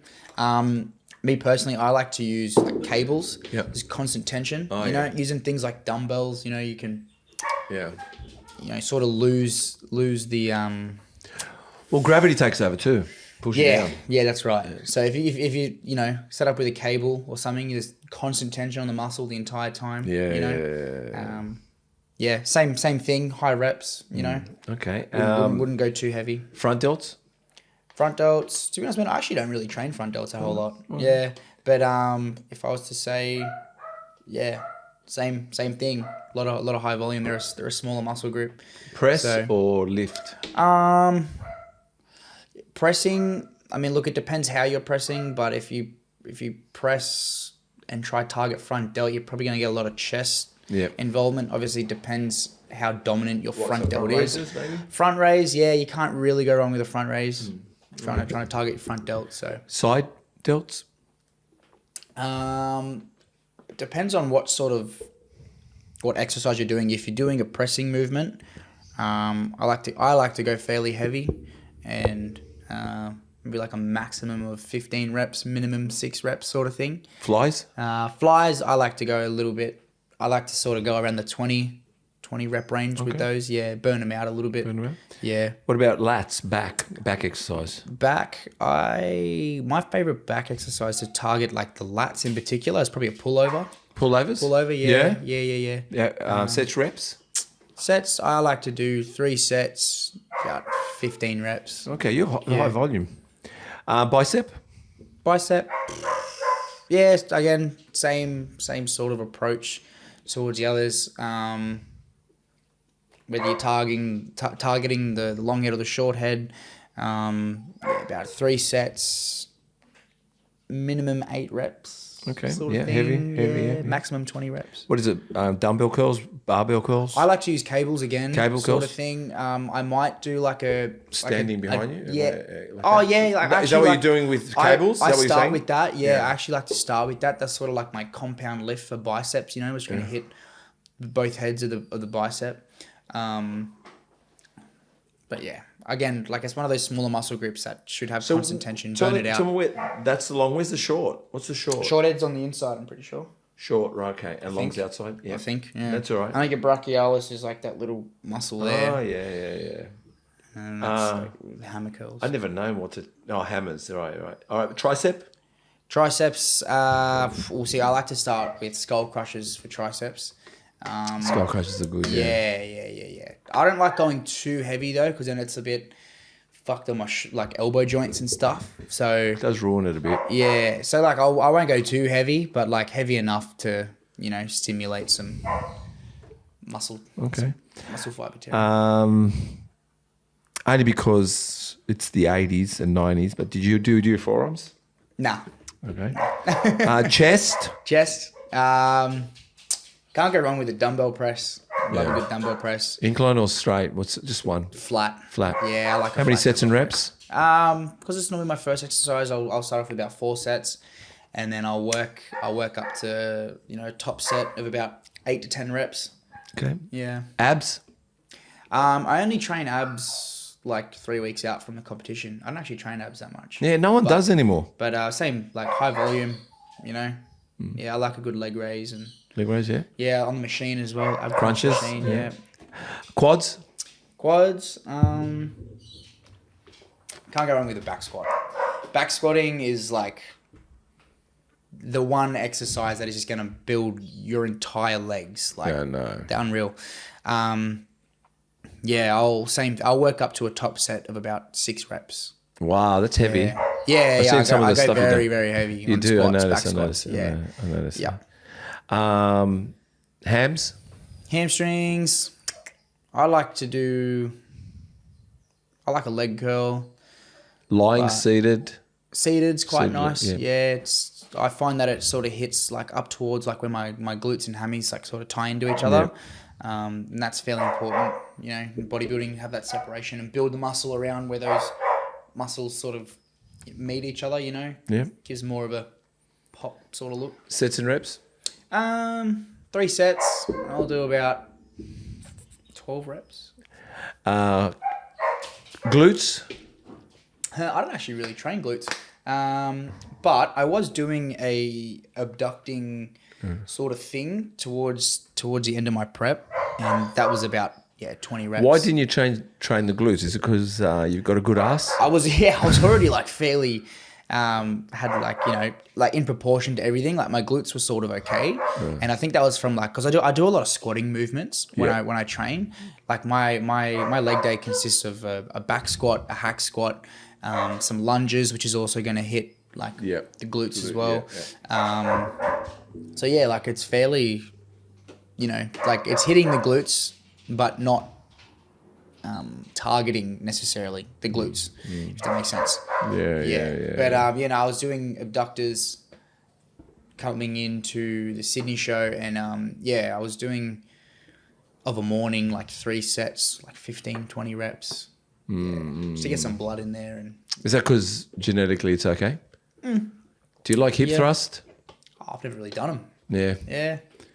Anyway, Wouldn't mind giving it a go though. give it a go. Yeah, why not? Yeah, I had a bit of a passing joke about hip thrust. That's why Chris is laughing. I think we're trying to say is that you never want to say hello to your mates when they're on the hip thrust machine for some reason. You know, like you prefer to see your mate doing like a big leg press. Hey, bro, how you going? But when you see him on the hip thrust, you go, look, I'll talk to you later. I'll come back when you're done. Yeah. But anyway, all right, I have to do a confession. I did hip thrust. Oh, did you? I did hip thrust. I did Metroflex because I never found a place that had a hip thrust machine. They do. They have a really good hip thrust machine. They have a really good hip thrust machine. Yeah. And I felt like, all right, I'm going to try to get my ass up. So I decided that I will give the hip thrust a go. So any haters out there, just to know, I tried the hip thrust machine. All right? And I was thinking to myself, someone will probably take footage on it and put it on the internet. Like saying, look at this cunt. We'll get on the security cameras. That's right. CCTV. Calves? Calves, yeah, same thing. I actually don't really train calves. Yeah, you got great calves, man. I mean, calves are, you know, everyone knows calves are probably like 90% genetics. Wow. But yeah, if I was to train calves, I have in the past, obviously. Same thing, 3-4 sets, 30 reps, high rep. And tibialis, only because I want to be tibialis. I've never trained tibialis. I train tibialis. A few people are doing it now. Yeah, I've heard it's like training your tibialis is if you got knee pain. Yeah. You know, like if you're doing squats or leg extension or something, and you got like a sharp knee pain, doing tibialis will actually help with warming up like the front part of your leg, and it helps with I don't really know the science too much behind it, but yeah, like if you got knee pain, do some tibialis raises and because there's no real I mean, Hardcore had a machine, tibialis machine. Yep. And I know Paul Xidis has got a tibialis machine at Pato Performance. But basically all you do is if you grab, you know, the weights, if you put the weight on the ground and just put your foot under it, all you need to do is just lift the weight and you're working the tibialis. Yeah. So anyway, there's some tip for you in case you wanted to work it. Yeah. All right, where can they find you, mate? How did you where do they find Cooper now? Yeah. Like tell us all your labels, everything. Well, I mean, you can find me on Instagram. That's probably where I'm most active. Cooper Allouche, Cooper.Allouche. Yeah. I got the YouTube channel as well. Cooper Allouche. Cooper Allouche. Yeah, Cooper Allouche. I don't really use Facebook or anything else. No one does. Yeah. Like I got Snapchat as well, but I don't really use that either. Like, what's the biggest social media platform out there at the moment? Is it IG? Like what's Snapchat? It'd be between Snapchat and Instagram, I reckon. Especially for my Demos, age group sort of bracket, be between the two of them. I'd say Instagram though, probably more. Now that I think about it a little bit. I know Snapchat is pretty busy out there. Yeah. I see Jay Cutler's on there a lot. Oh, is he? Yeah, he's heaps on there. There you go. I just want to say thanks, man. Yeah. It's been a great pleasure. Yeah, thank you. Thanks for having me on here. It's been great. Awesome. Yeah. Made me open up a lot. Yeah.